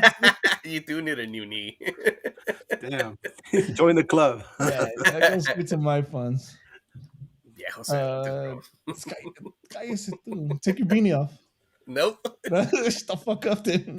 My hairline back here, homie. That's not his headphones. That's where the headline begins. That's where it starts. On my forehead starts right here. Oh shit. Anyway, but yeah, no, it's a good point. I didn't even think about the communication and all that. I'm high on Horvat coming to the Galaxy. I mean, I don't know how serious that is. Tommy Scoops said it himself, so there's something, right? It's real. Yeah, but not till we see it. I mean, maybe we should have him on the show one of these days. Yeah, Edgar. Let's look at his face right now. Let's look at his face. Yeah. And we need some, hey guys, chat. We need some Edgar face healing money. Come on. I got you. Oh shit. Anyways, so any other rumors? Anything I'm missing out here, guys? There was a rumor of a player from Tigres. I got it. Actually, yes. I got interrupted. I was gonna do that. Go ahead, my guy. Fresh off the press. Oh man, that takes you back, huh, Edgar? Yeah, right. Breaking news. So apparently there is a rumor that Galaxy are interested in Tigres midfielder Sebastian Cordova, Now, I did have to reach out to our Liga MX expert Guti. He sent me a full scouting report here. Trash. Sebastián Córdoba. Love it. Real scouting report, by the way. Yeah. Thanks. 100% real. It's real. It's right here, guys. I'm holding it in my hands. God damn it. I mean, even if he is trash, right? Fuck him. I don't want him. I believe Guti, but we're not bringing a winger right now. At least that's a starter, right? Yeah. And well, I mean, we also have to talk about the fact that our very own Diego Fagundes is possibility of not coming back, and who does play that double role of either playing the winger or as an attack player. If we're rumored to have an attacking player, it could mean that Diego Fagundes doesn't come back. How do you guys feel about that? I predict he's not coming back. He's not coming back. The trade.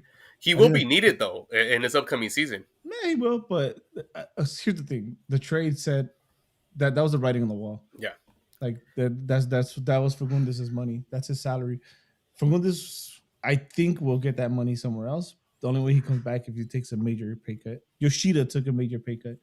So is Fagundes willing to take a pay cut? I don't know. Reading between the lines, I follow him on Instagram. He bought this nice ass car. I don't think you'll be spending money like that if you don't think you're gonna get money. So yeah, true that. I don't think he's coming back.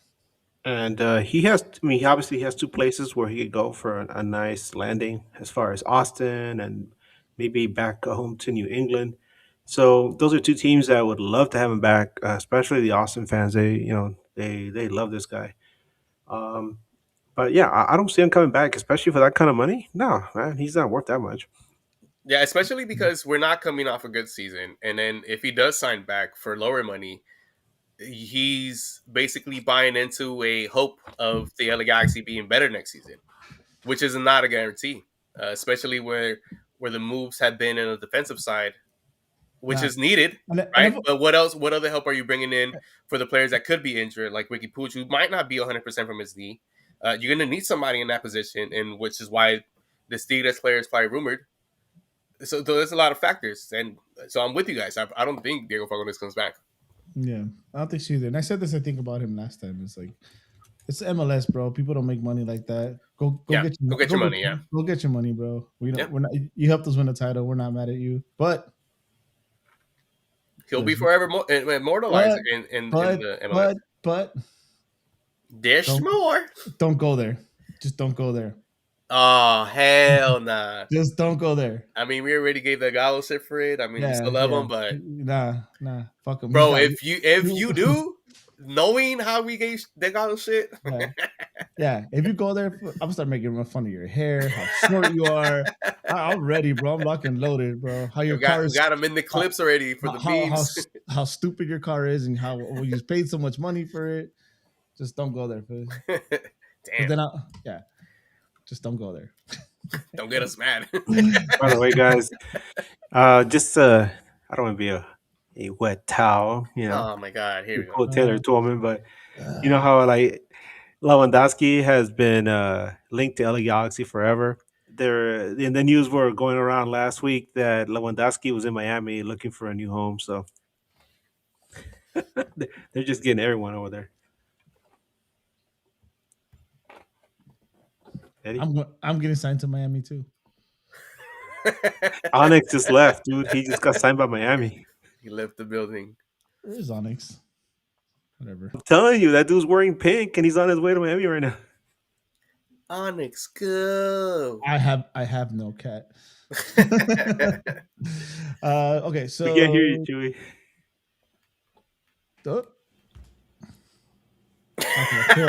He turned his mic on just to give us a thumbs up. I heard that one loud and clear. Oh, I did skip something though, and then after this, I don't really have anything as far as the Galaxy goes, news or anything. I thought was very interesting, and because I think this actually will lead us to the next questions and things we'll talk about. Christian Ramirez resigned. I don't know how I feel about that one. I understand that. I assume he's not going to be the man, right? So He's taking the position that Miggy Miguel had Berry, last year. Yeah, Miguel Berry. Yeah. but he re-signed, so I think it's still like up there. Half a mil, probably. Yeah. Not that much. I mean, for MLS, that's a lot. I mean, there's also been I seen an article about Mateus Nascimento getting a loan extension, right? With the Galaxy kind of picked up on that and wanted to have him here for another, I guess, trial season. I would want to. I'd want to see him with the full 100%. I've seen a lot of people online criticize the fact that Mateus is not nice, and I think you guys are tripping. Yeah. The nasty, he's nasty. I need it so I can upload my Romeo Santos soundbite. So nasty. Yeah. All right. So please, Galaxy, do it for, if not for anybody else, for the show. Are we good with Nascimento being our main guy? I'll take a look at it. I don't want him as my main guy, but I don't want him being on the team.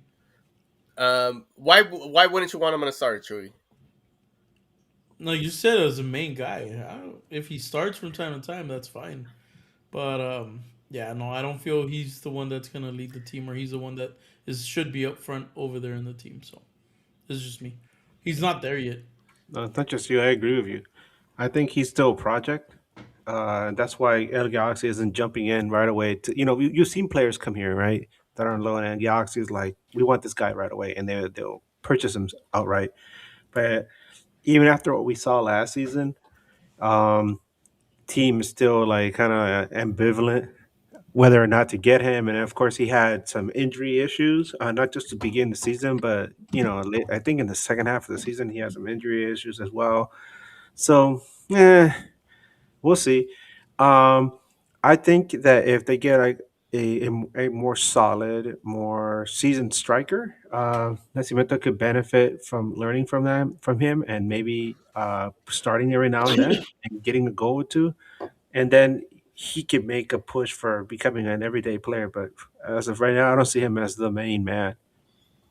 I mean, Ricky Puig is coming back, and that does give a better look at the offense. Dejan Joveljic shined because his players were able to feed him the ball, and they were able to feed him the ball because they had a player in Ricky Puig who was able to open those spaces for them.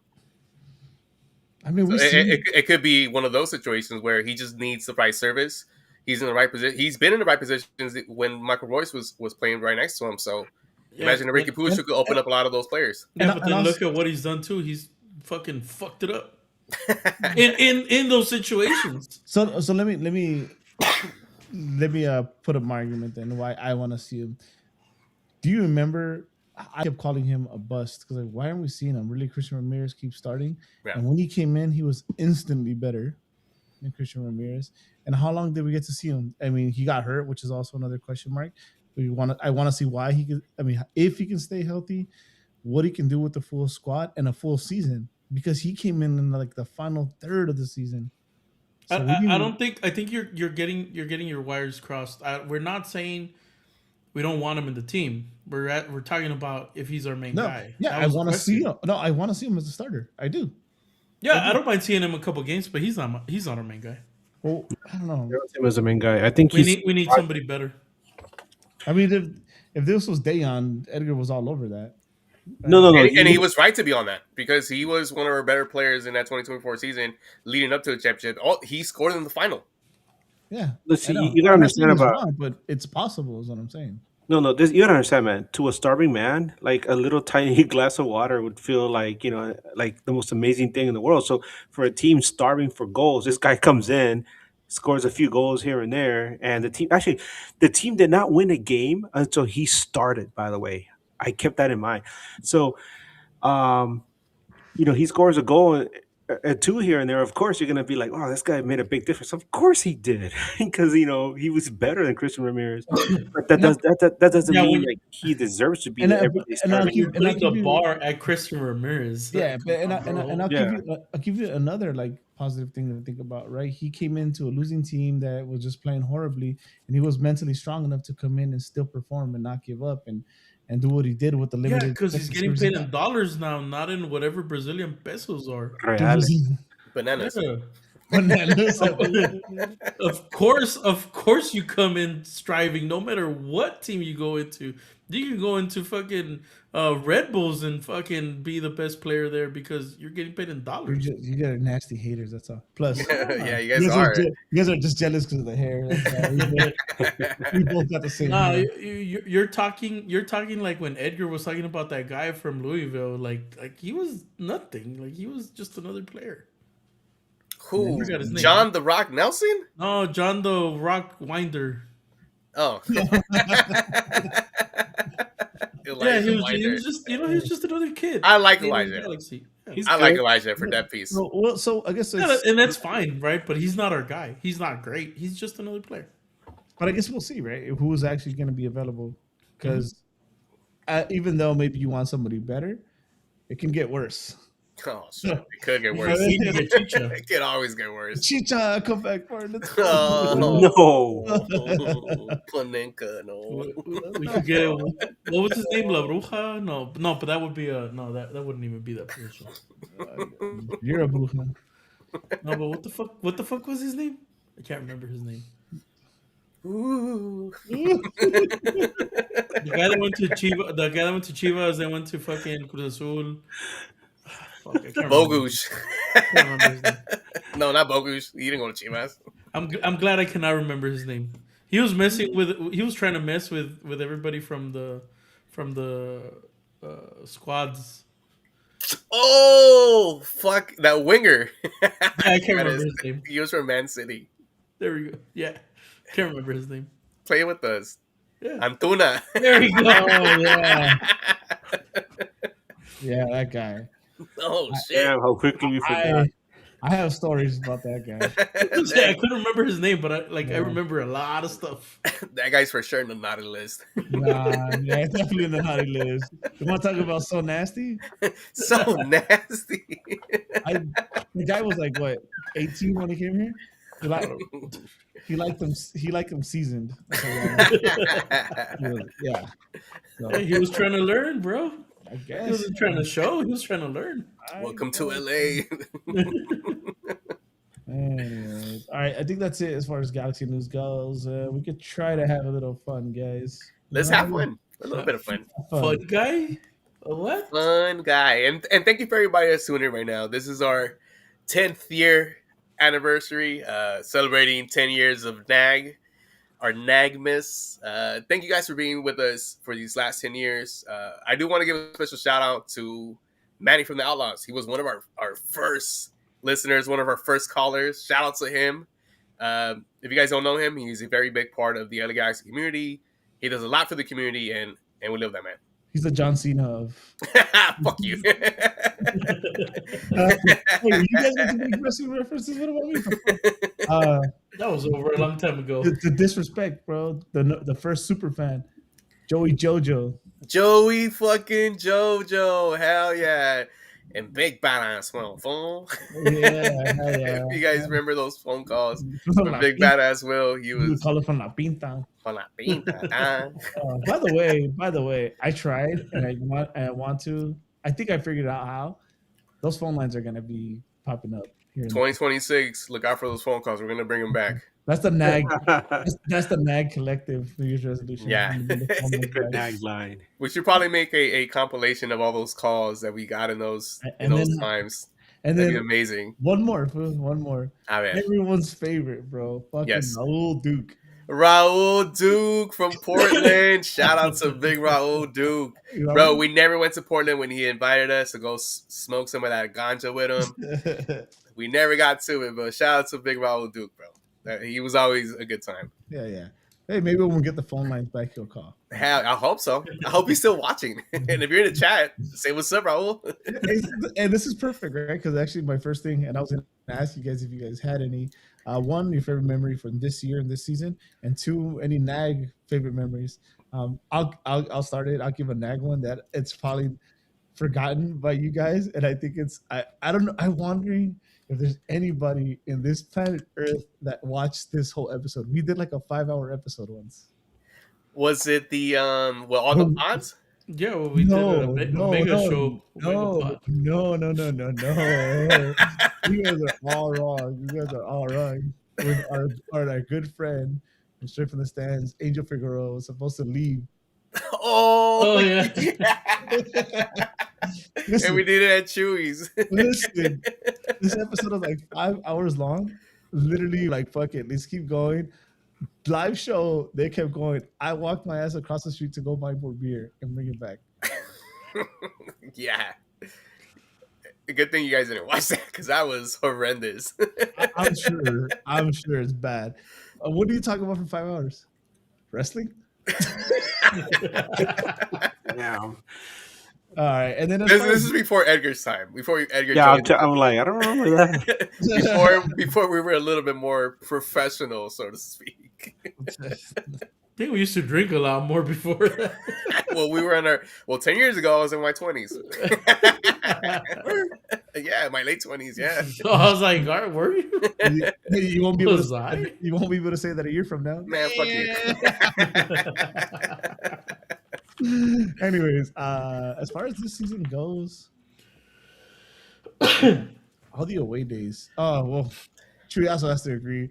Just the eventful Seattle away day. All right, give us that story real quick. It was just fun, dude. Yeah, it was fun. It was an amazing away day. We just so many things just happened. Seattle sucks. Downtown, or at least that area sucks. Yeah. But the $5 you gave Guti, and he decided to use it on a hot dog. Fucking Guti. Never give that man money anymore, ever. I'll tell you guys that story offline. That's hilarious. I think I kind of remember you mentioning that story. What really made it, and a shout out to Edgar, what really made it iconic, and Guti could agree too, is Nicolas. Nicolas is like the most. Back to the John Cena reference. I met the Seattle version of John Cena. This guy was like the nicest person.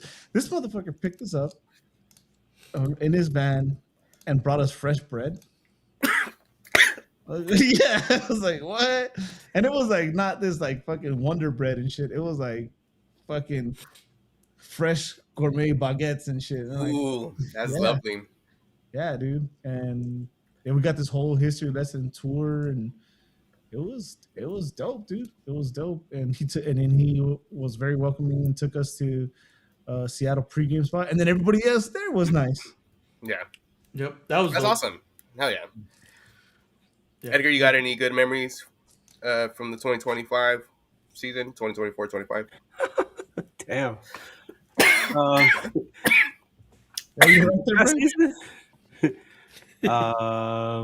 You okay there, buddy? Jeez. It's so emotional. This is really emotional. I guess I'm trying to think. I guess my wife and I went to Salt Lake City.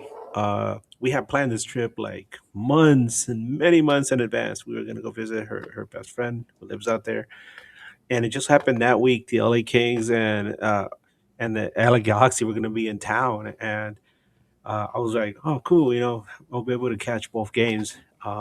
But unfortunately, our flight was leaving at the exact moment that the Galaxy game was to be kicking off. But I did get to go to the Kings game, and I got to hang out with Alex Napoles, who covers Real Salt Lake. So that was really cool. And then he invited me to the studio, the KSL Studios, which is like the big radio station, TV station out there in Salt Lake City. And he actually brought me into the studio, and he sat me down and interviewed me for not only for a match period, but just to talk to me in general. So that was really cool. I had never been in it's been a long time since I've been in a radio station. Yeah, I think the last time I did it was, God, 1998, I think, with as a member of the Galaxians. We all went in there to speak to Rolando Veloz Gonzalez. That was a long time ago, but that was cool. And then afterward, I took my wife and my son to go visit the stadium where RSL plays, and we got to walk in and walk around, and there was nobody there. It was just us. That was nice. It's a really beautiful stadium. It was a really nice day. Got some nice photos. So Yeah, I recommend it if you get a chance to, to go out there. It's a good away match, and you get to hang out with Chewy right there, right? Chewy will come down, pick you up at the airport with with some bread from from Superior, and some conchas, and, Conchas. right, right. There's no superior over here. Oh, my bad. That's before we go on, and we'll go Brian next. Pressure's on, buddy. Oh fuck. 2 of the stories so far both involve Chewy, so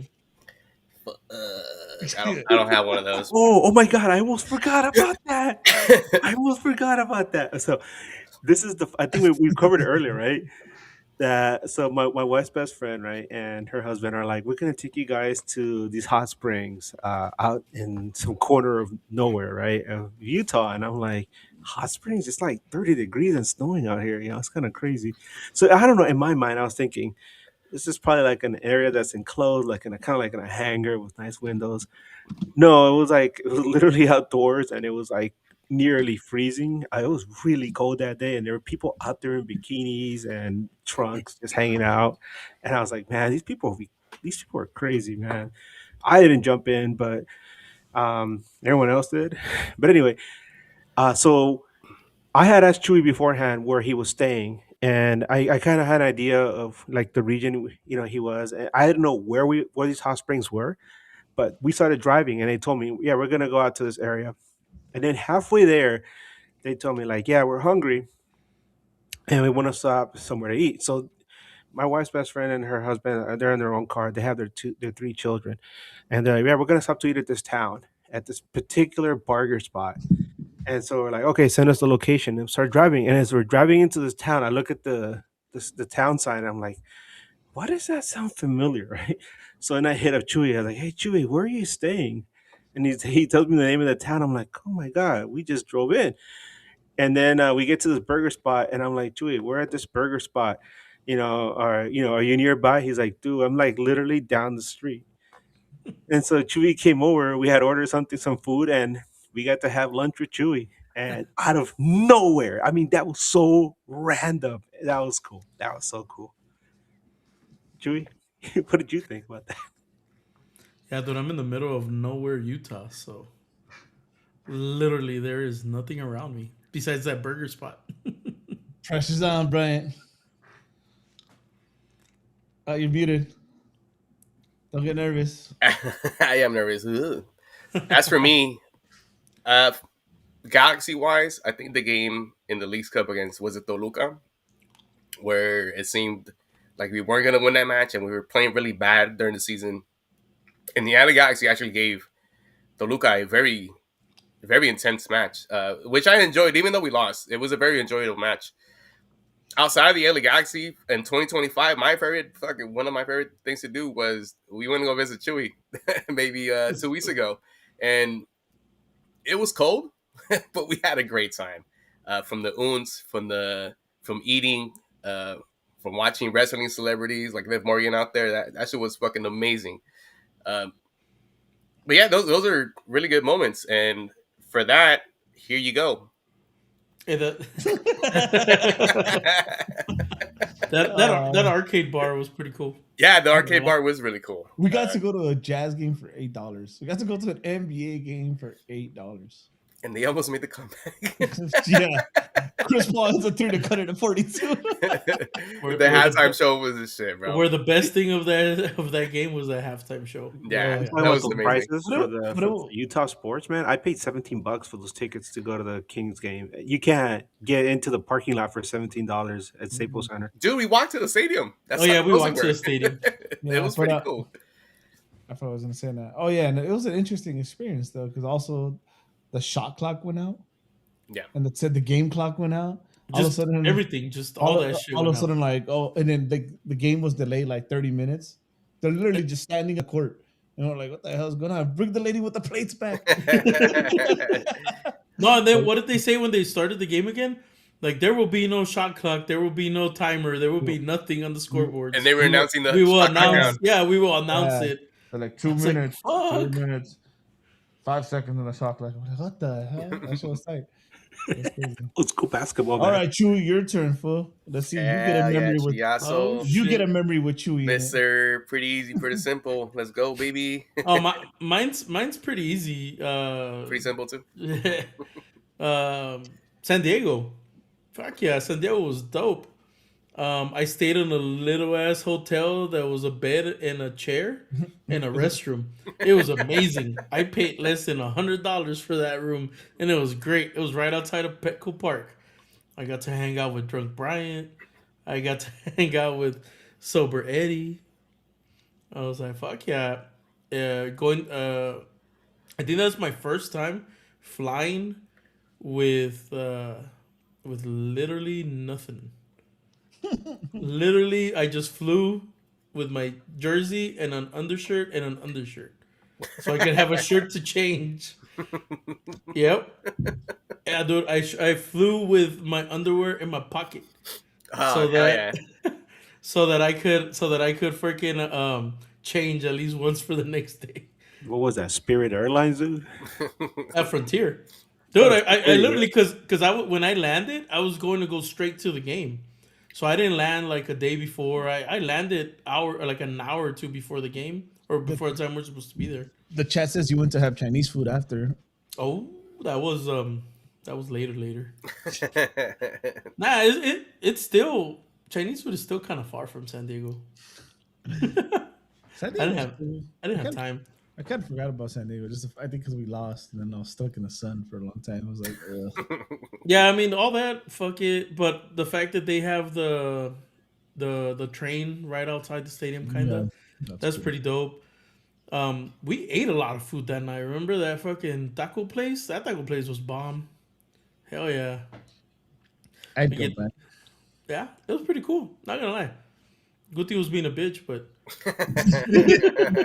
besides that, everything was pretty cool. He's like the only loyal person that's always on, and just grilling his ass all the time. Anyways, oh yeah, he got sick. Oh yeah, my bad, not bitch, sick. You're sick, bitch. Anyways, all right, let's move on. A little more fun time. So, guys, yeah, we did Merry Christmas. Merry Christmas. Or for us, it's Merry Christmas for us. I wanna wish you a Merry Christmas. 2 gifts. You got 2 gifts to give the galaxy. What are they gonna be? You want me to go first? I think I have one already, at least. Yeah, go for it. I'll give them. I'll do one right now.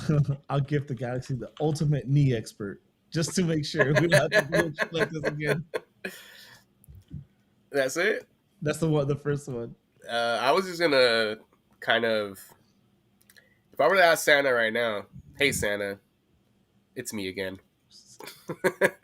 Can you please give the LA Galaxy help this whole 2025-2026 season? That'd be my primary gift for the LA Galaxy. What you got, Edgar? Hey, a brujo to come in case it starts to go bad. Come in there with the sage. Come in there doing some songs, stomping the ground. Maybe sacrifice a squirrel or something on the field before the game. Why a squirrel, bro? What the fuck are you doing to you? Because any other animal would be too expensive. What about you, Chiasso? What would you give the LA Galaxy? Yeah, I would give them shit because they ain't doing nothing good. You got a lump of coal? Not even, bro. With a lump of coal, you can make some carnita asada. I ain't giving them that. I go get. All right, cool. So next, I'll get them a calculator, dude, because why fucked up that salary last time. Let's figure this shit out, boys. I give the front office a higher IQ to make the right decisions of who they're going to bring into the LA Galaxy. This is the Wizard of Oz. Tin Man. Oh, Edgar, second gift for the LA Galaxy. They get a second gift? Damn. Jeez, I don't know. How about better food options? Ooh. At the stadium. At the stadium? Yes. Give them some taste buds. That's the gift. Yeah, better food options. Please lower the ticket prices. Thank you. I mean, lower the prices for food. Thank you. Chiasso second gift. I don't know, man. Some kind of fan creativity type of thing, man. Like, There you go. yeah, we used to be able to go in the pitch. They used to have fun stuff, dude. Now it's just like the what is it the courts or whatever. Like it's pretty fun. They've done one fun thing I think in the past 5 years. But come on, guys, like step it up. You're the Galaxy 6 There you times. go. Like, Well, I feel like this is the next is going to be kind of repetitive, so we'll kind of just try to see if we make it work. So, if you want to share, if you don't want to share, we can make it fun too. So, New Year's resolution for the Galaxy and for yourself if you have one. I know what yours is, Eddie. I'll share it. I said I'm gonna start having fun with it. I mean it. I mean it. I'll say it so I can hold myself to it. As far as the Galaxy, their New Year resolution is actually off of what Chewie said. Make the fan experience better, right? There's something missing. There's something that's not the same. I am myself. I feel like I'm responsible for like getting them like 10 new season ticket members because in the past, what you got for being a season ticket member, going to the games was a whole different experience. It just fix it.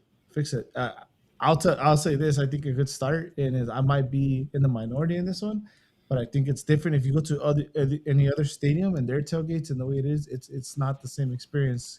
Get rid of those fucking gates, those fences. Those fences could be intimidating to some people. Like, oh, I don't want to go into this place, right? And it doesn't allow you to spill out either, right? So, somebody can be walking by and crossing paths and like, oh, this is cool. Let me just it's just an open area. Let me go put my beer here. And then like, oh, look, I'm from ACB. I'm from Riot Squad or whatever. Like, oh shit, oh crazy. That's how you do it. That's how it used to be before the Chargers went there. There was no. It was just a grass area. And everywhere else you go in tailgates, at least where I've been, there's no what do you call it? There's no gates, right? There's no areas like that. There's no little prison yards. Yeah, so, I mean, I kind of get why this is a security measure, but I kind of agree with you though. Is it? Nobody else has it. It's not really. I don't know. This last time that we played Chivas in RCM, those gates kind of saved the LA Galaxy fans from a bad ending. They don't have gates over there.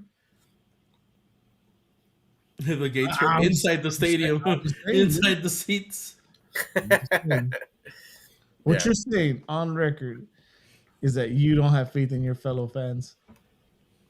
And my conversations with fans from other teams, they like that. They like the having that little area for the supporters to hang out before and after the game.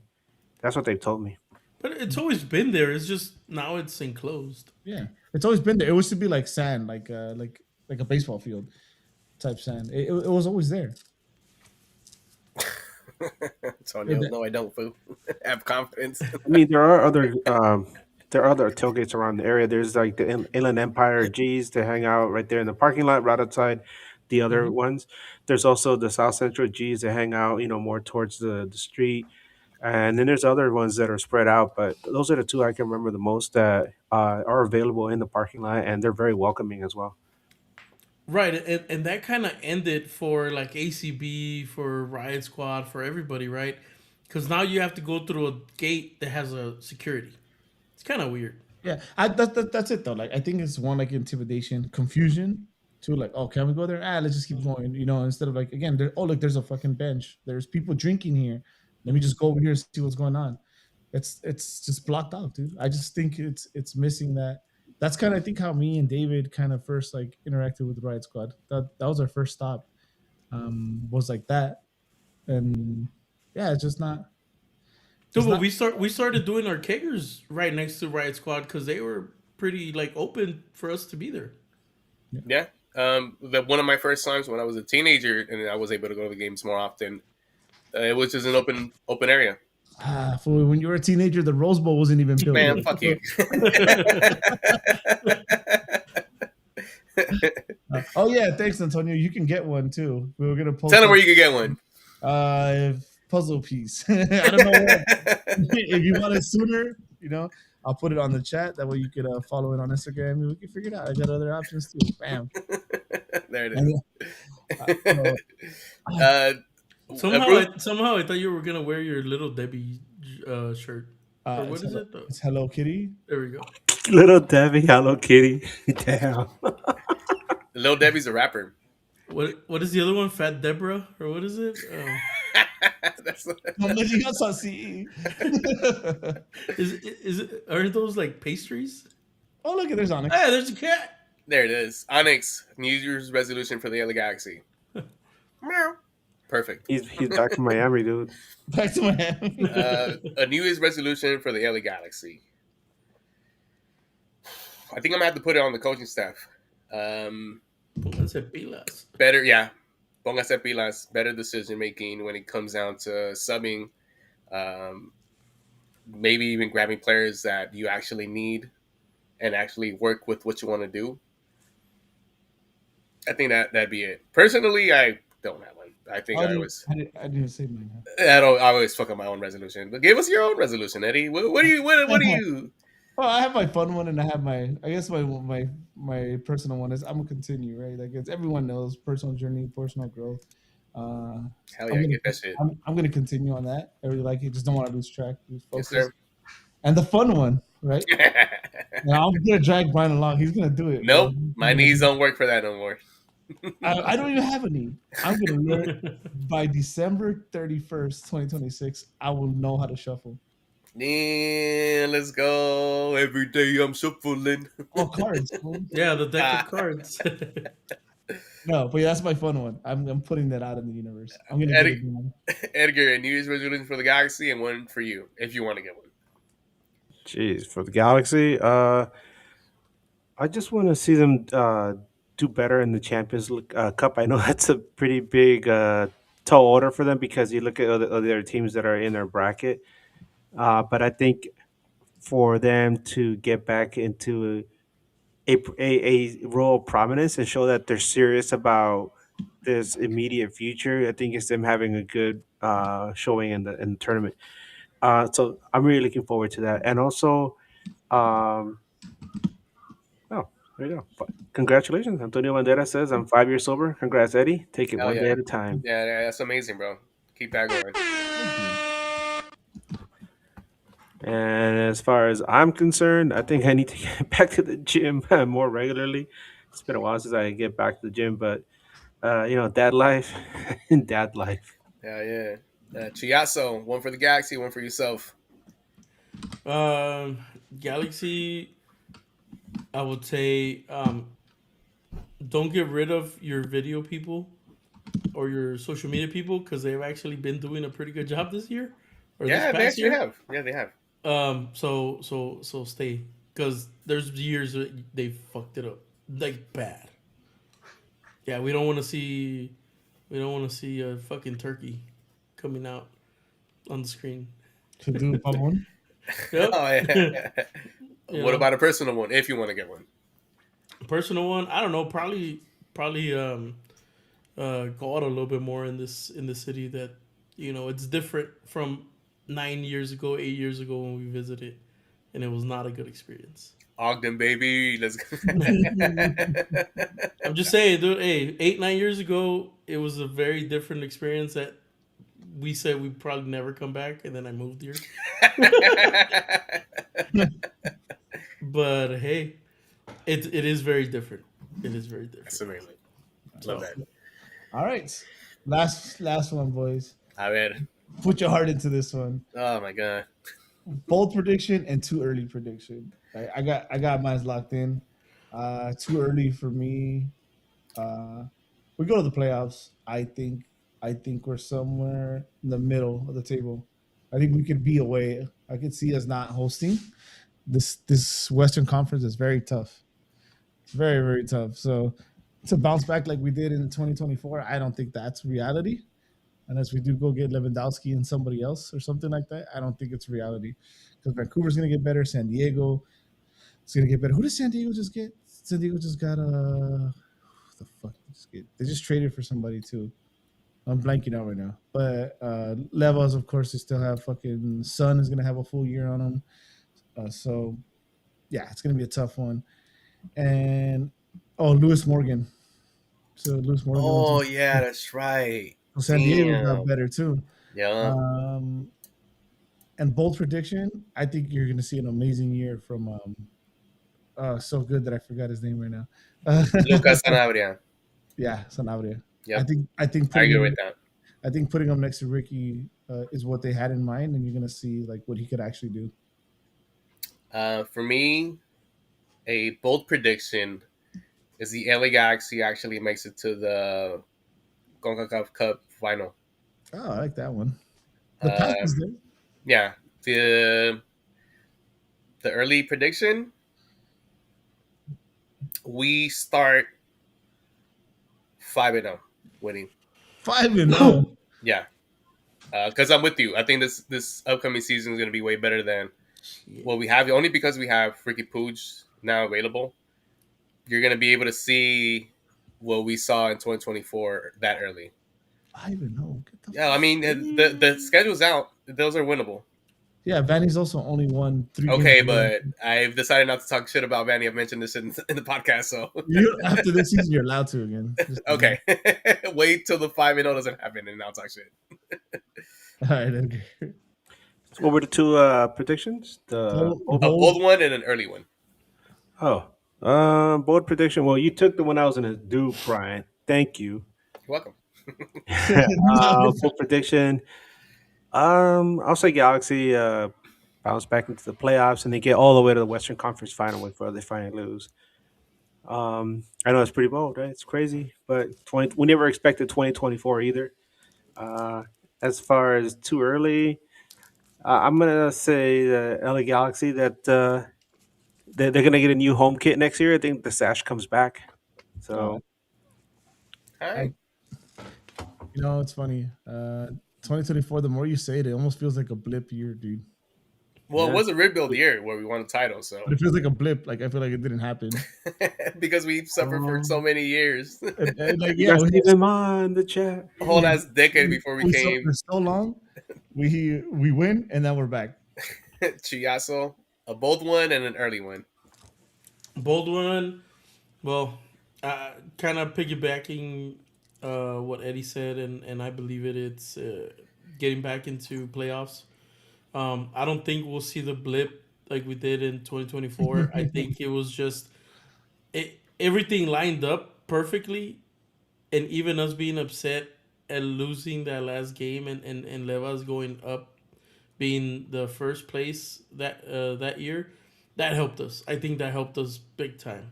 They took, I want to say, that Seattle team first, so we could beat them.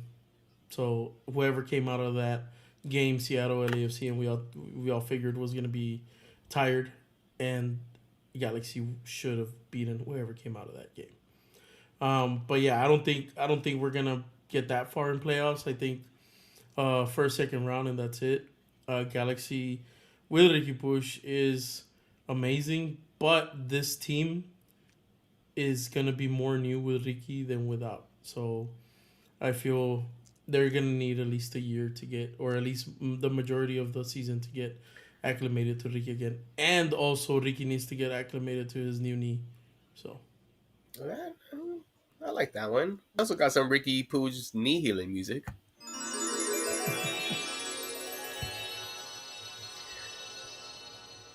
From Stephen Ma. Thank you, sir. I predict LA Galaxy to sweep LAFC in the regular season and will choke in the playoffs. I mean, wait, are we choking in the playoffs or are they choking in the playoffs? Coin flip.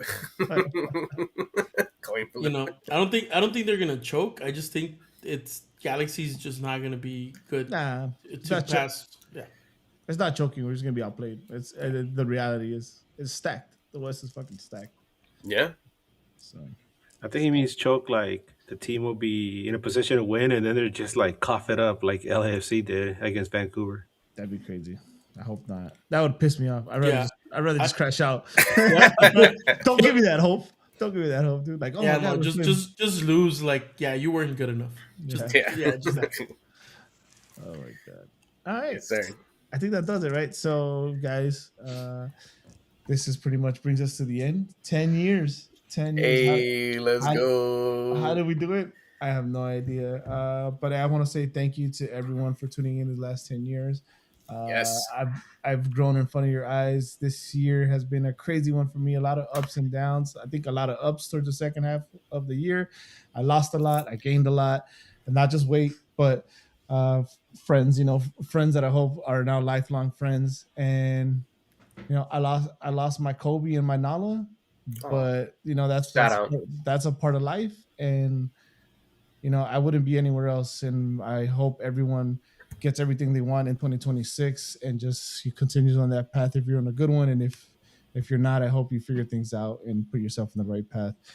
Anyone else got anything to say before we move on? We love you guys. We love all the Nagsters. Yep. I want to say thanks to all the guests that we had. And yes, I know you guys 100%. Are all tuned in now. 100%. Everyone's tuned in. All the guests from across the league, thank you so much for coming on and making time to spend time with us. And to everyone at the stadium who was always really kind and just really nice and willing to say hi and just talk about the league or the team. Thank you so much, man. I want to give big love to the South Central G's. Every time I see them, they always we're very happy to see me, and they give me some love. So thank you to them, to the Inland Empire G's for their amazing tailgates, to Lars, to Outlaws, my beloved Galaxians, and to the ACB people that are still flying the flag. Thank you guys so much for what an amazing season, and to my good friends that I sit with in the stands, and of course my Nag bros. Thank you guys so much. Yes, sir. Hell yeah. Chewy, you good? I'm good. Okay. Pretty easy, pretty simple. All right, guys. Again, this was another episode of News Across the Galaxy where we talk all things LA Galaxy. This is gonna do it for us for 2025, right? Next time we'll see you, it will be 2026. Wait a minute, Eddie. Wait, where can they find us? Oh shit! Cut it. Come on, you're really gonna leave Chewy there, sitting there? Yeah, I know. Vestido alborotado. Come on. If you want to find me, and again, we're gonna go to the holiday season. I know how difficult it can get. So I'm trying to be a big advocate for mental health, more in particular, men's mental health. If you just need someone to talk to or just guidance to the right directions, I can give you resources. Feel free to follow me and find me on Instagram as Eduardo Camp. I will put it in the chat so you can see it if you want to follow me on Instagram. Bryant? You can find me as Bryant Nags on Instagram and Twitter as I play another intro beat. That's the outro, sir. Not that one. Yeah. Edgar, where can the people find you? Yeah, you guys can find me on Twitter, Instagram, and Blue Sky as Edgar Nags. I got some interviews up on my Instagram. It's really cool from last weekend, so that's always fun. And as always, hey, Wu-Tang for life. Chuyaso. Hold on. Chuyaso, where can the people find you? You guys can find me as Travis J.A. Travis on all my social media. It's pretty easy, pretty simple to find. Hey! That's the last time you're going to hear it this year. Guys, for myself, it's been a pleasure being your host tonight for the last time in 2025. My name is Eddie with Bryant, Edgar, Chewy. We won't get up out of here. We'll see you next year. Happy holidays. Merry Christmas. Merry Christmas. Until next year, keep on nagging. Keep on nagging. Merry Kimbras. Merry Christmas. Merry Chrysler.